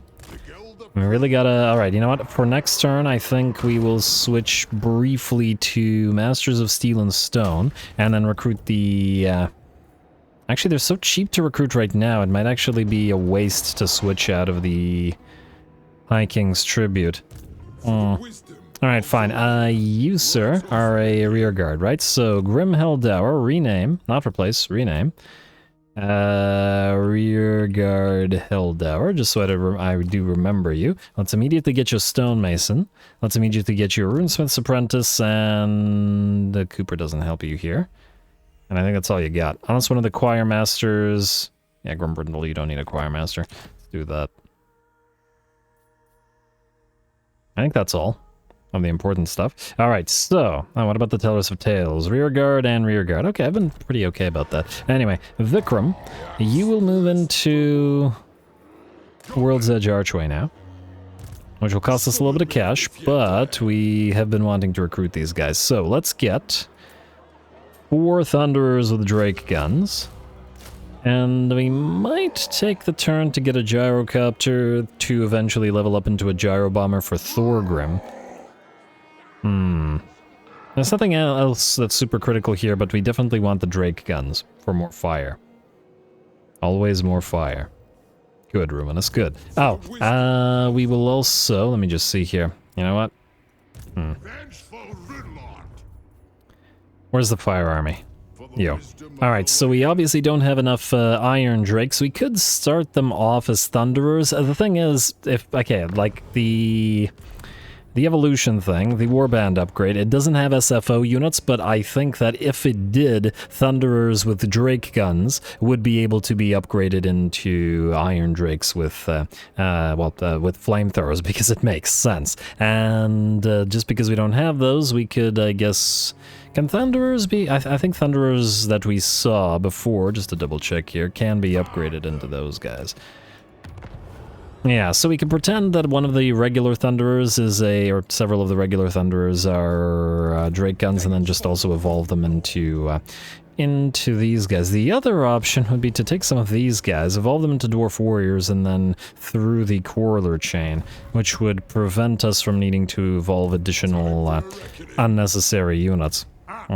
Certainly something to think about. And you, Tromac. Oh, right, we need the Thanes everywhere. Well, you've got a long way to travel to Thorgrim. All these heroes. Alright, let's double check heroes again. We got more Thanes. Hey, another Tromac. Can we afford another one right now? I don't know. What I do know is that these guys get more and more expensive with every turn, so we gotta be careful about it. As in later on, they'll cost like 2,000 gold. And gold is also dropping, but like I said before, we gotta recruit stuff in order to, you know, get variety going. You guys, okay, so we got Slayer of the Godslayer on you. I think... you could pass by and kill this guy. We might... we could sack the place, although the public order is kind of horrendous right now. But that's just going to be the case. You know, I fear that we can't hold this right now.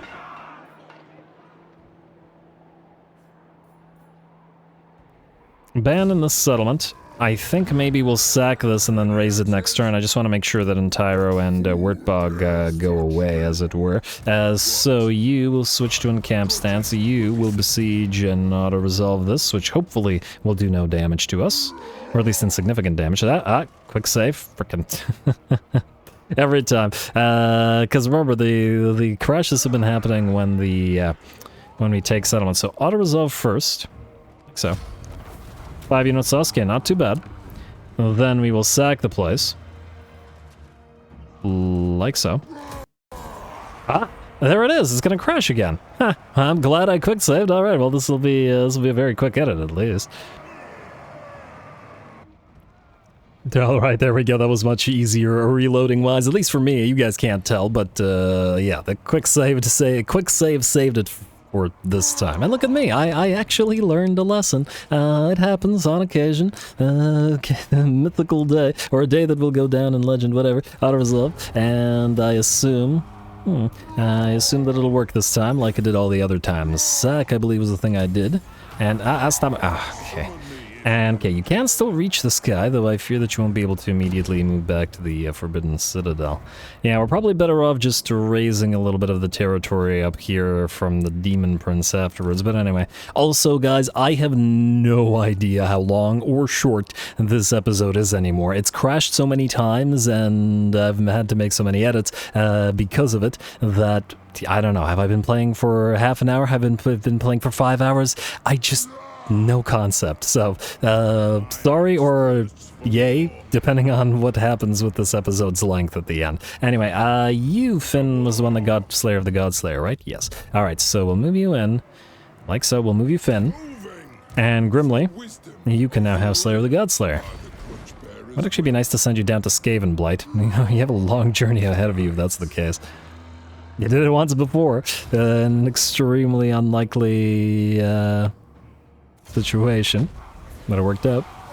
Alright, and okay, I hope that the auto-resolve didn't... Okay, no, it's fine. And, ooh, okay, we'll take the money. This time, finally, for once, we'll take the money. There we go. Lots of Kislev relations, lots of manling relations. Attack this guy as well. It doesn't really matter with who. Like so.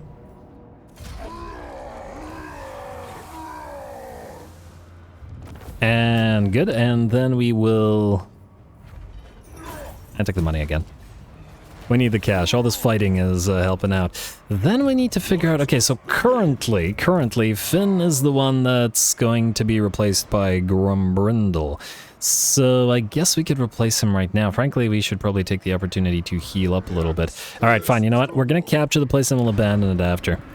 We'll take it back, we'll recolonize all of these places, just that right now I don't think we can because Scarbrand will immediately declare war on us and we can't deal with that. Oh no. Oh, don't you dare, game. Okay, good.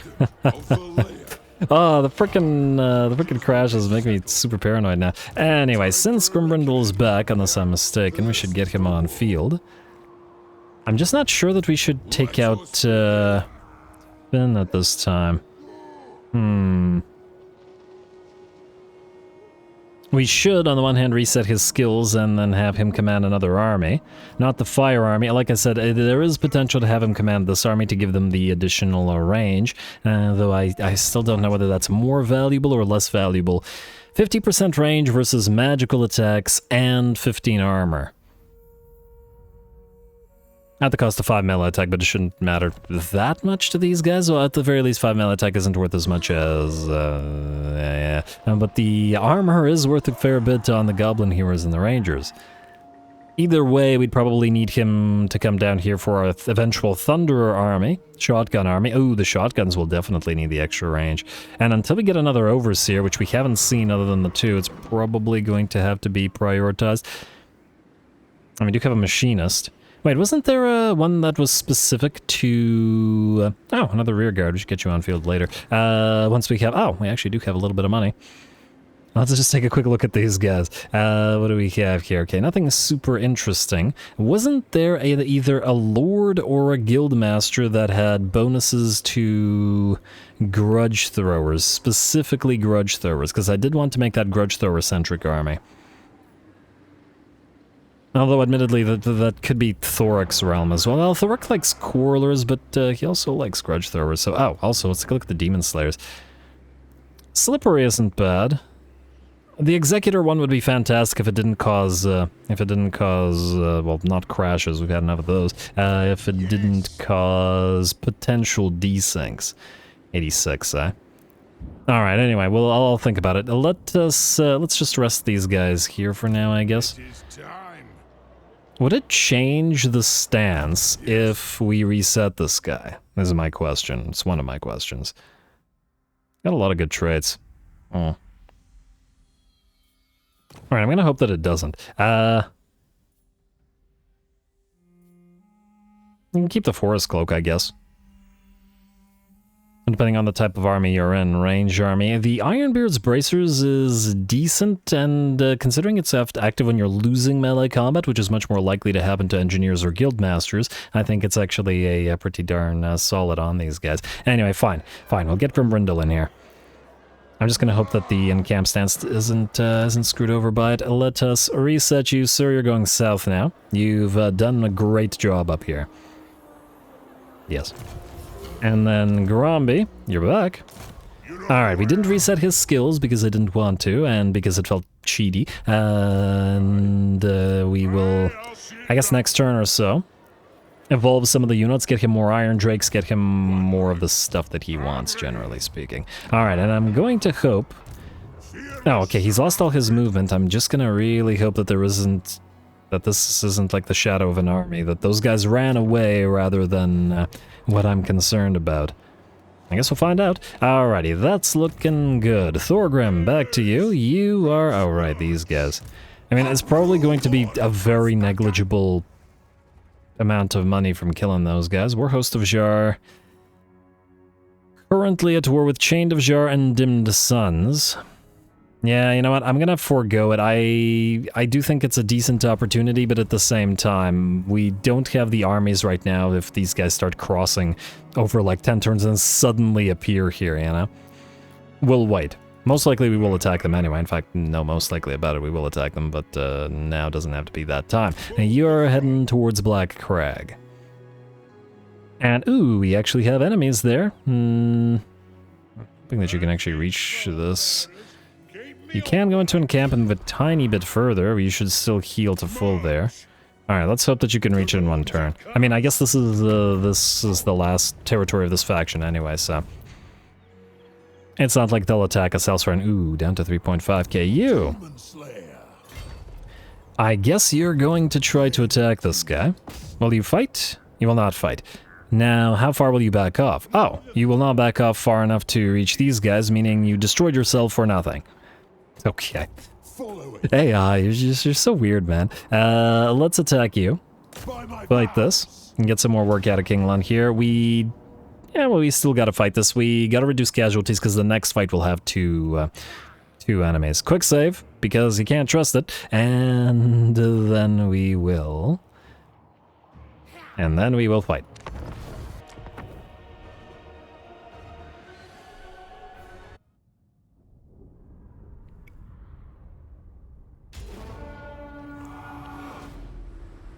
Why are you all following me? It's really annoying. Just go and kill something.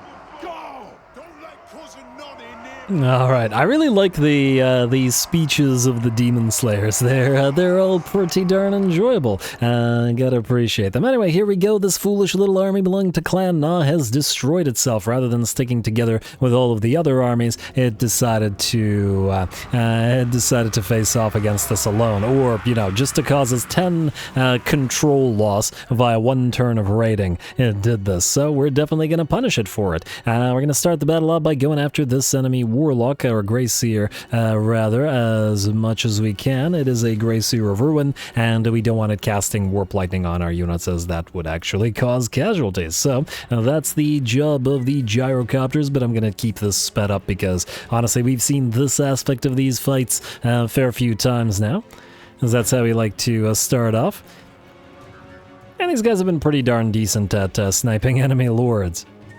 Once again, since this army lacks artillery, and since we can't get it artillery, just gotta do what we gotta do. Anyway, the enemy Grey Seer is just about done for a couple more volleys, as long as these guys don't get knocked out, and the Grey Seer will be done. But in the meantime, the rest of the enemy army is moving up that hill. I guess we can watch it from the enemy's perspective a little bit. And this is a pretty darn steep hill that they're gonna try to climb while being flamethrowered. So they're probably not going to have a particularly good time here. That said, it looks like the enemy assassin does manage to charge forth, and for once, I forgot to turn off the skirmish mode. I think this is the first time in this campaign that I forgot to turn it off, which means for whatever reason, our Iron Drakes started to back off, and so did our Quarrelers, including this one. We moved these guys back into position, but then continue backing these guys up. Oh, well, not a big deal. There is another assassin out there, though, that we gotta be careful, or else it'll charge another one of our unit of Iron Drakes, which will actually force the battle to happen in melee a lot more than we might have been originally expecting. And yeah, the assassin charges on in, hits the Iron Drakes a few times, and then runs away. Seems appropriate for an assassin, so can't complain too much. We are going to try our best to surround it, though. The Quarrelers are going to turn to to melee, and then we're going to send in the Slayers to attack it, but the thing just slips out of the entire blob and just rushes back in as needed. Fortunately, the assassins are quite fragile if we actually manage to catch them, and they do get obliterated rather quickly. There we go. Otherwise, we're engaged in melee now. Big old blob of units here. At least the enemy center was still destroyed by the Iron Drakes before they did anything. All this means then is that we just got to reposition our Iron Drakes to fire into the flanks where all of our melee are holding the Skaven off. Alright, cameras here completely surrounded by blob. Yes, this is exactly what I wanted, and this is what I was talking about with Thorgrim here. I mean, Thorgrim isn't here, but I mean earlier with talking about the fact that hammers only have 60 units and the fact that we expect them to get completely surrounded on all sides like this. Fighting the droves of Skaven, though those droves will be significantly reduced, hopefully in short order, as our Iron Drakes have now repositioned themselves safe from the assassins and such, and are firing into the sides of the enemy. And there we go. And the balance power shifted to about 70% in our favor. Same thing is about to repeat itself, hopefully over on the right flank as well, as there's a lot of enemies. 1, 2, 3, 4, 5 units 6 previously, being held off by 2 of our own. But of course not so much the Slayers, though the Slayers at least did a little bit of work in this particular battle as they were able to knock out all those units of... or all those assassins, or both those assassins, that's the one. Alright, unfortunately the Skaven corruption is a little bit dark, but while we, by the looks of it, won't be fighting Skaven in these territories for too much longer. I'm gonna be switching to the Orcs rather soon, and probably the Chaos Dwarfs as well. Alrighty, and it's time, since the flanks are now more or less safe due to the presence of the Iron Drakes, to move in our Slayers. But it looks like just as the Slayers charge in, the enemy army decides that it is not viable anymore, and they won't carry the day. This map and this particular hill is really doing a lot of work for us in these battles, I gotta say.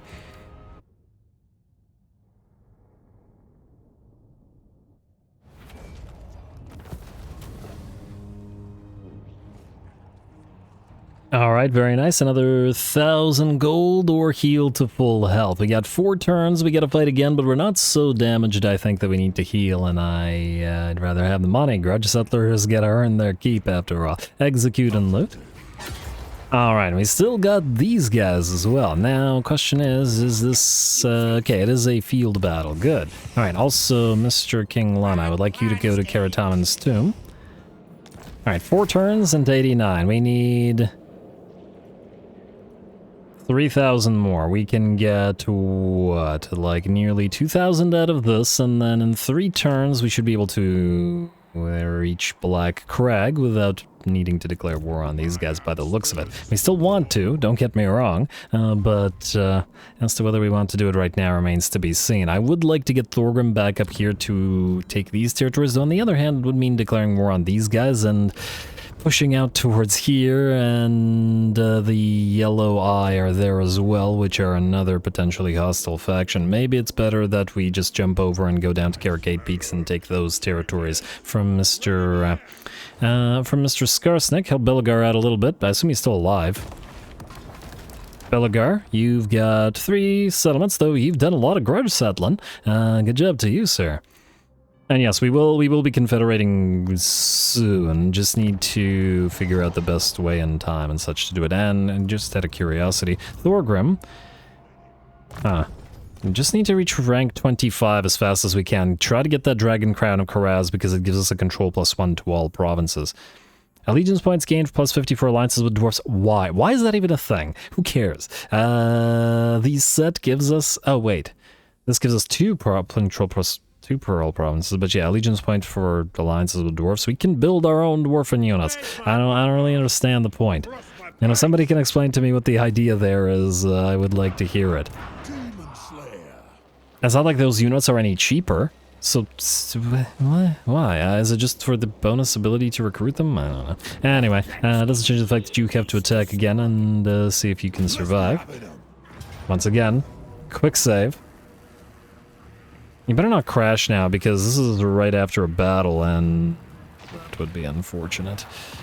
Well, that is what it is. Pyrrhic victory this time, and a lot more units, plus we've got a decent amount of more elite stuff. We've got 3 lords, including a warlock. Yeah, should be a tough fight for these guys, who may be taking severe casualties this time. Go.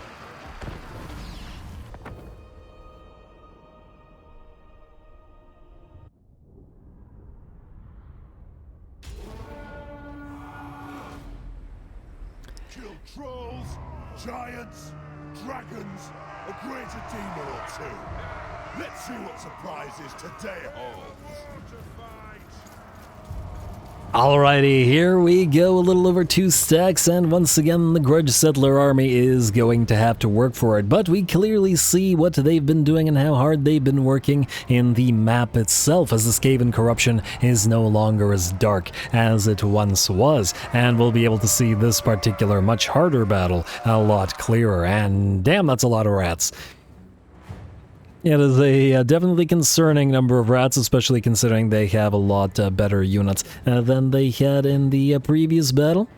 I'm going to be concerned with the 2 units of warp grinders. I believe there were some storm vermin in here as well from the garrison. Lots of plague monks as well. Should be an interesting one, but similar to how we usually started, we're going to get that artillery piece off field. And down it goes. Frankly, while the gyrocopters with the troll hammers are really good at this, we would be doing the same exact thing with any variant of gyrocopter, whether it be the regular anti-infantry gyrocopter, which admittedly we haven't been using in this campaign so far, but will rather shortly. That'll be probably Malachi's thing. Maybe Thunderbarge or Thunderbarges and Slayer parts and regular gyrocopters without going too deep into other units. I assume the Malachi does buff gyrocopters to some significant degree, though admittedly Grombrindal does as well. Well, either way. Either way and anyway, here we go, the battle begins, and the giant piles of rats are heading towards us. We only have a limited time before they reach our lines, and considering there's 2 full stacks on the field, it's pretty much a guarantee that they do. Smartly, the enemy have the Skaven slaves in front of the clan rats, and then the clan rats in front of the other more elite units. So the damage taken will be, well, focused at least on the clan rats and the Skaven slaves. Still, it's a beautiful sight to see them burn as they move towards our main line. Their center will more likely than not be heavily damaged, but as usual, that is a lot of units coming in on the left flank. Alright, you hammerers, you're going to have to take a long time and hold. Do your best. Alrighty, we also got to make sure to focus down these warp grinders. Storm vermin will probably make it towards us because we had to focus the warp grinders down. But what can you do? Better than getting hit with a warp quake. Alright, and on the deaths of these Skaven slaves and clan rats, over their charred bodies, the clan rat or the plague monks have arrived and have moved in to start dishing out damage to the Longbeards. The lines are engaged now, and finally a battle against these guys. All it takes is at least 2 stacks, where the enemy does manage to close the distance and silence our Iron Drakes. Gonna have to back them off and reposition. Ooh, and even one of the warp grinders has managed to fire off a warp quake. We're surrounded now, and the fight has evolved into an actual melee. Alright, and just the way we like it. And since it's one of the more difficult fights, it's time to finally set the Slayers loose. Want them to sell their lives dearly rather than wasting their time in inconsequential battles. I do find it a little bit weird that the game makes all the Grudge Settler units as tier 5 units, because, I mean, regular Grudge Settler Slayers there's no way they're tier 5. They're tier 3 at best, and probably still tier 2. I mean, they're regular Slayers, and they're still so fragile. They'll still lose like half of their HP fighting a unit of regular clan rats. Yes, they'll do massive amounts of damage, but they're still so incredibly fragile. Ain't no way they're tier 5. Now the Grudge Settler, now the Gyrocopter, that thing is tier 5. The Flame Cannons, the Iron Drakes, yes, absolutely. These guys are insane. But the Quarrelers, barely better than the regular Quarrelers. Maybe tier 3, more like tier 2.5. I think their stats are pretty much identical to regular Quarrelers, it's just that they have Shield Breaker on them. But frankly, we got a lot of sources of Shield Breaker in our Thunderers available to our faction anyway, so it's not a huge deal. Man, look at that giant pile of rats being held up. I'm gonna drop a few bombs on them. Obviously, the bombs of the regular, of the gyrocopters, not the gyro bombers, don't do nearly as much damage. But it's something. These hammers have been doing a fantastic job, 170 kills now, still holding off the massive pile of enemies on this left flank. Alright, how's that balance of power? Still in the enemy's favor. These storm vermin have been fighting for quite the while, and they are definitely tanky. 62 melee attack, wow, that's quite impressive. They have 20 more melee attack than a unit of Longbeards with great weapons does, huh? I still find that a little bit surprising. It feels like the Longbeards with great weapons melee attack seems quite low. Granted, they're unbuffed, but nonetheless. It just feels weird to me that a great axe wielded by a Longbeard would have a smaller melee attack than a Storm Vermin. Especially considering, I mean, Longbeards, they've lived a fairly long time. Skaven lifespans are pretty short. They only live about 20 years, and so they, well, the Storm Vermin will never have as much experience as a Longbeard at wielding their great weapons. And that's if the, I mean, quality of infantry was equivalent. But I guess the Storm Vermin are the best infantry that the Skaven have to offer, but still.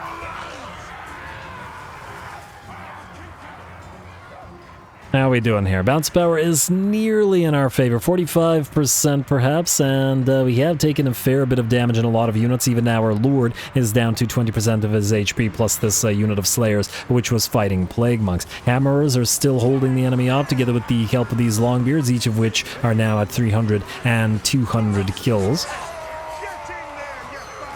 Fighting was thick over on this left flank, but does make sense as we didn't have the units of Iron Drakes to burninate the enemies as they moved in. Anyway, with the enemy's center and right flank collapse, we're able to move in other units as reinforcements. We've sent in our Slayers and our Dragon Slayer, or Demon Slayer rather, to hunt down the enemy Warlord, which appears to have broken.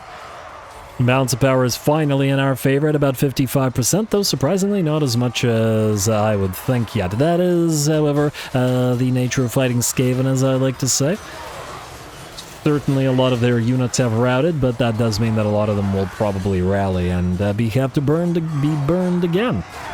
Especially while these guys on the flank are still fighting. Or perhaps I'm wrong, as the bounce power is shifting, and no, there we go, very suddenly the enemy has begun to break and shatter.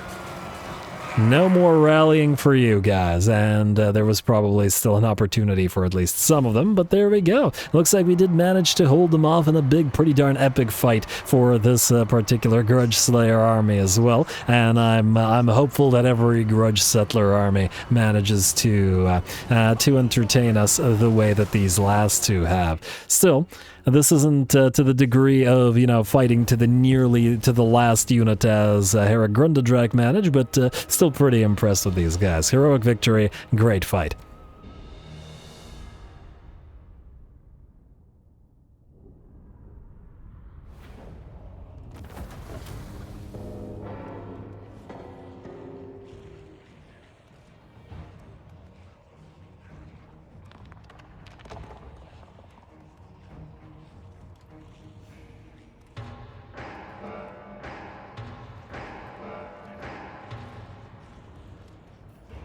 Oh, alright, what a fun fight. Outnumbered 10-1, 755 versus 7,627 rats. And we managed to hold all of the Iron Drakes on 1,408 kills, 124,000 damage, and similar sorts of numbers on all of them. No, by the looks of it, all of our Longbeards and even our Slayers did pretty darn well. Our Slayers actually got to fight this time because A, this army's going to be gone soon, and B, it's, well, it was needed. We were horribly, horribly outnumbered and overrun on nearly every side. A very, very nice and fun fight. As for, ooh, wait, this is usually when the game crashes, huh?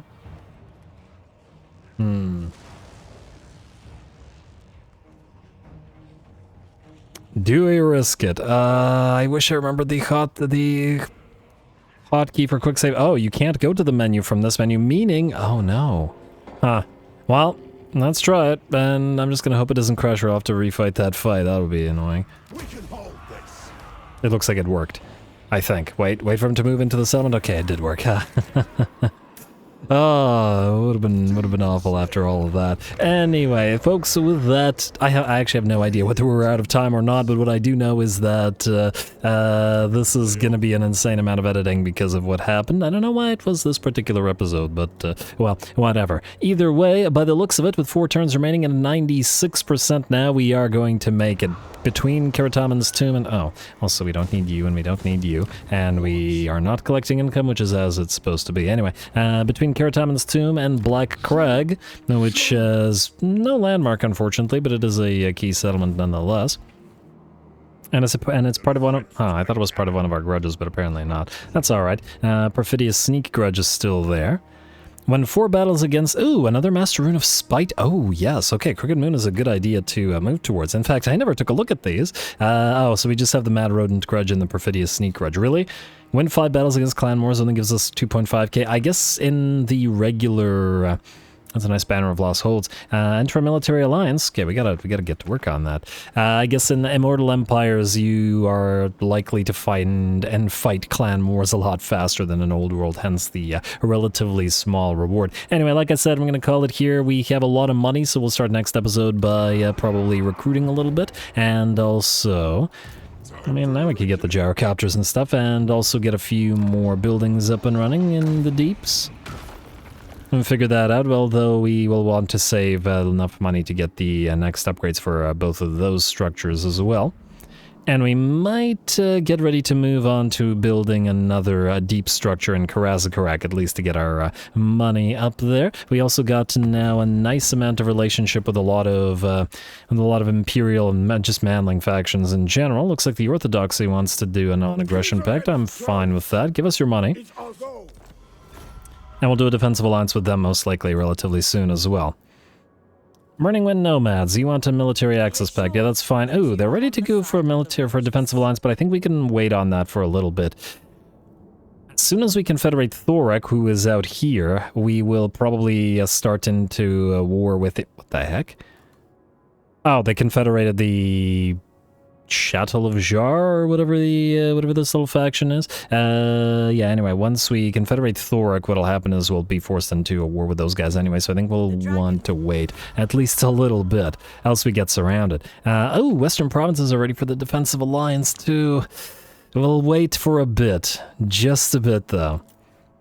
And it's just that once again, we don't want to catch sight of Kairos until we confederate Thorak and are ready to immediately send an army up here to destroy him. And it's gonna take a while, because he's got a settlement here and we'll have to march all the way through all of these territories towards him. And by the looks of it, he's doing pretty well. Hopefully he hasn't expanded...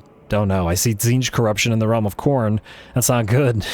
If Kairos is expanded up there, it's going to be, well, it's going to be a difficult time finding him, but at least it will help out Cathay. Anyway, getting ahead of myself, lots more fun to be had. This is a great campaign so far. I'm really enjoying the start position. I think my favorite start position of all the Old World start positions so far, though I've still got a lot to try. Next time, new stuff, new armies, hopefully, maybe Confederation, Drake guns, definitely. Gotta bump up those fire units, the Iron Drakes for Grombrindal, who has arrived. Got to get ready to obliterate the Demon Prince's territories and then move back around to kill off Scarbrand as well, whose territory we will take, who has currently 6 territories. Alright, a fair bit to go through, but they're mountainous territories, and by the looks of it, they're pretty rich with plenty of resources.